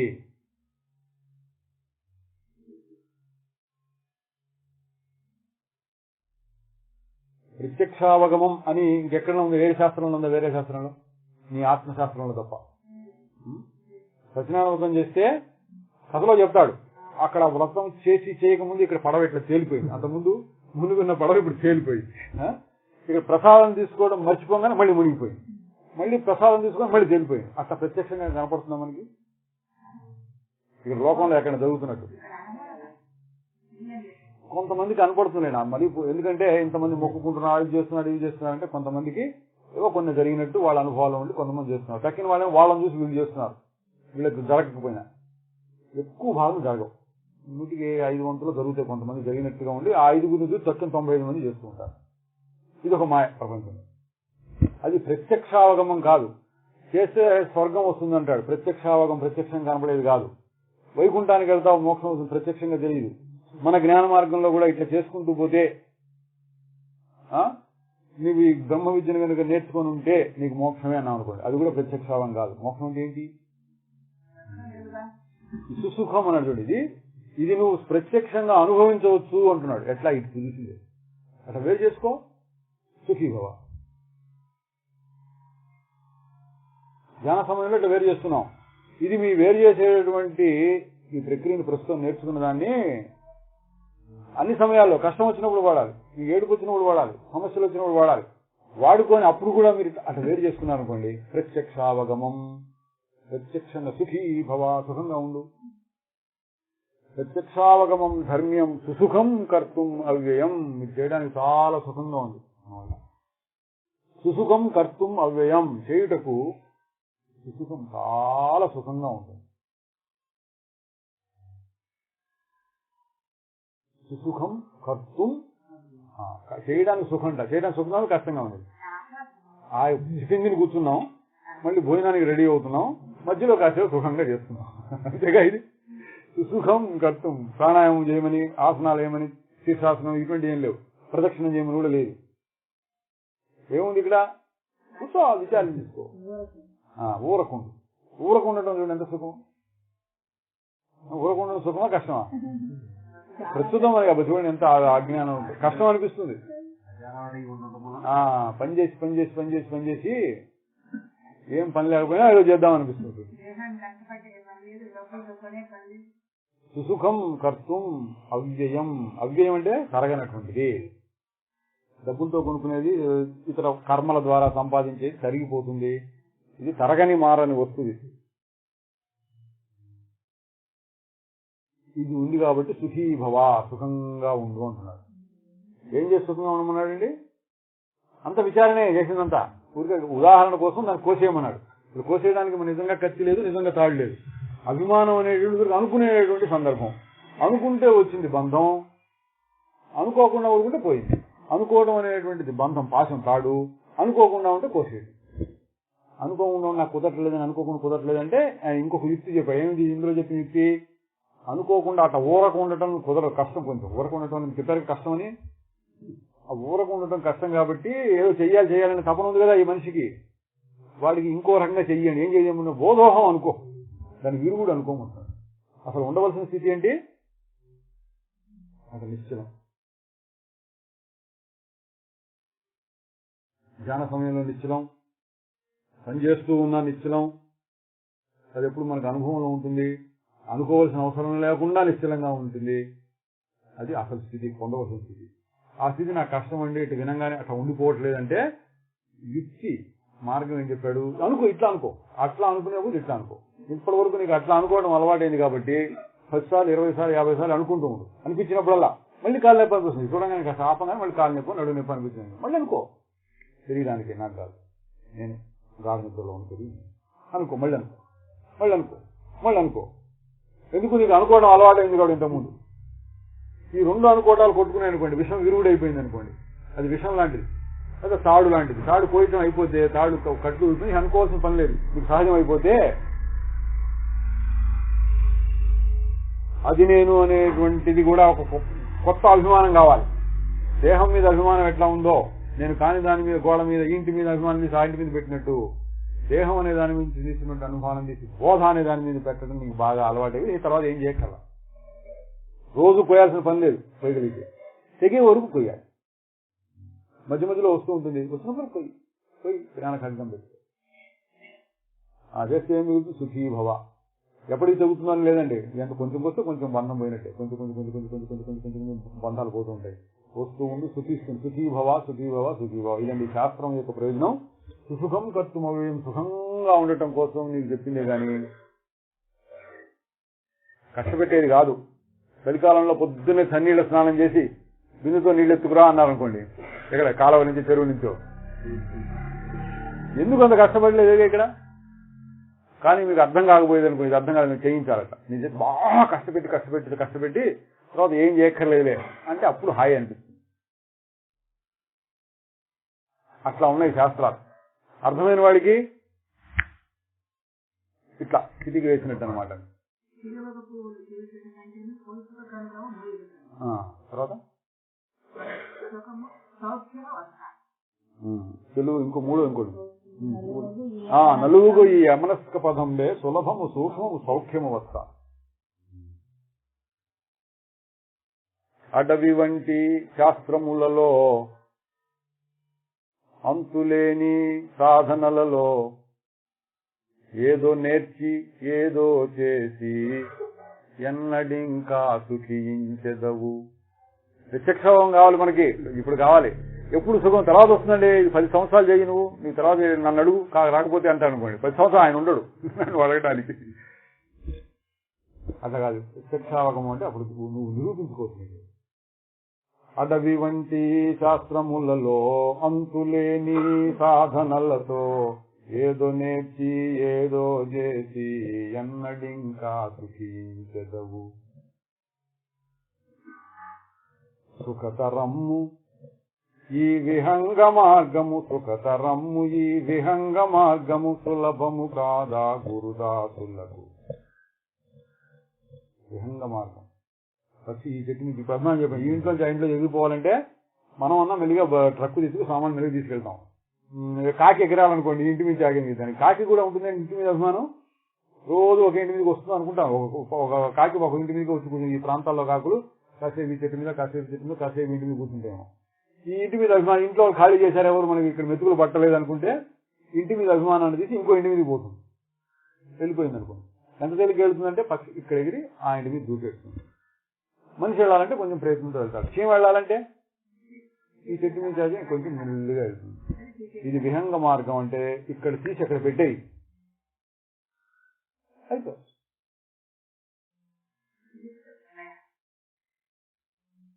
సుఖతరము ఈ విహంగ మార్గము, సులభము కాదా గురుదాసులకు.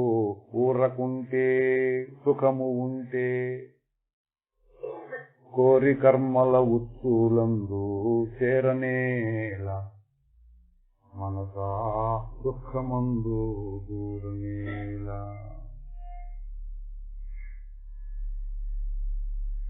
ఏదో చేయాలంచు ఏదో పొందాలంచు ఎందుకే తాపంబు మనసా. ఏదో చేయాలంచు ఏదో పొందాలంచు ఎందుకే తాపంబు మనసా. నిఖిలమ్ము వర్జించి నిశ్చలత చెందుతే నిజమైన సుఖమౌను మనసా. ఎందెందో వెతికేవు మొదటి పెట్టాం కదా, వెతుకుతోంది ఇక్కడ. సుఖం ఎక్కడ, సుఖం ఎక్కడ, చివరికి దగ్గరికి వస్తే సుఖీ భవ ఎక్కడ దొరికింది? నీ మూలానికి వెళ్ళి నీ స్వరూపంలో నువ్వు కొత్తదాన్ని పట్టుకోవడం కాదు, నీకు ఇంతకు ముందు ఏదైతే ఉందో దాన్ని వదిలించుకుంటే, నీ స్వరూపం సత్యంగా ఉంటే సుఖీభవ అయిపోయింది. నిఖిలమ్ము వర్జించి వదిలేసి, అన్నింటినీ వదిలేసి నిశ్చలత చెందుతే, అన్నింటిని వదిలించుకుంటే వచ్చేది. కొత్తదాన్ని పూనుకుంటే, ప్రయత్నం చేసి పట్టుకుంటే కాదు.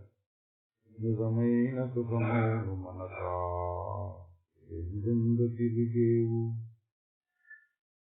ఎంతెంతో వెతికేవు,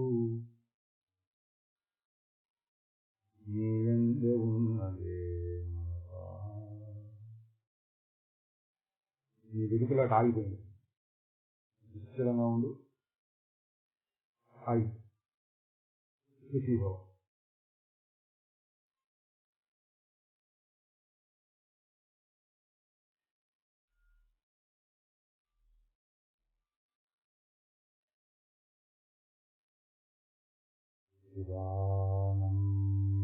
చిదానందరూప శివోహం శివోహం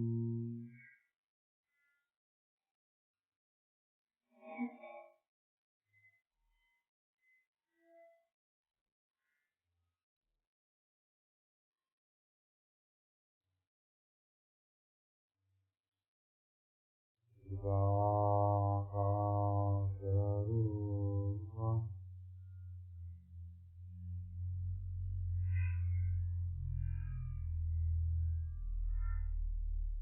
శివో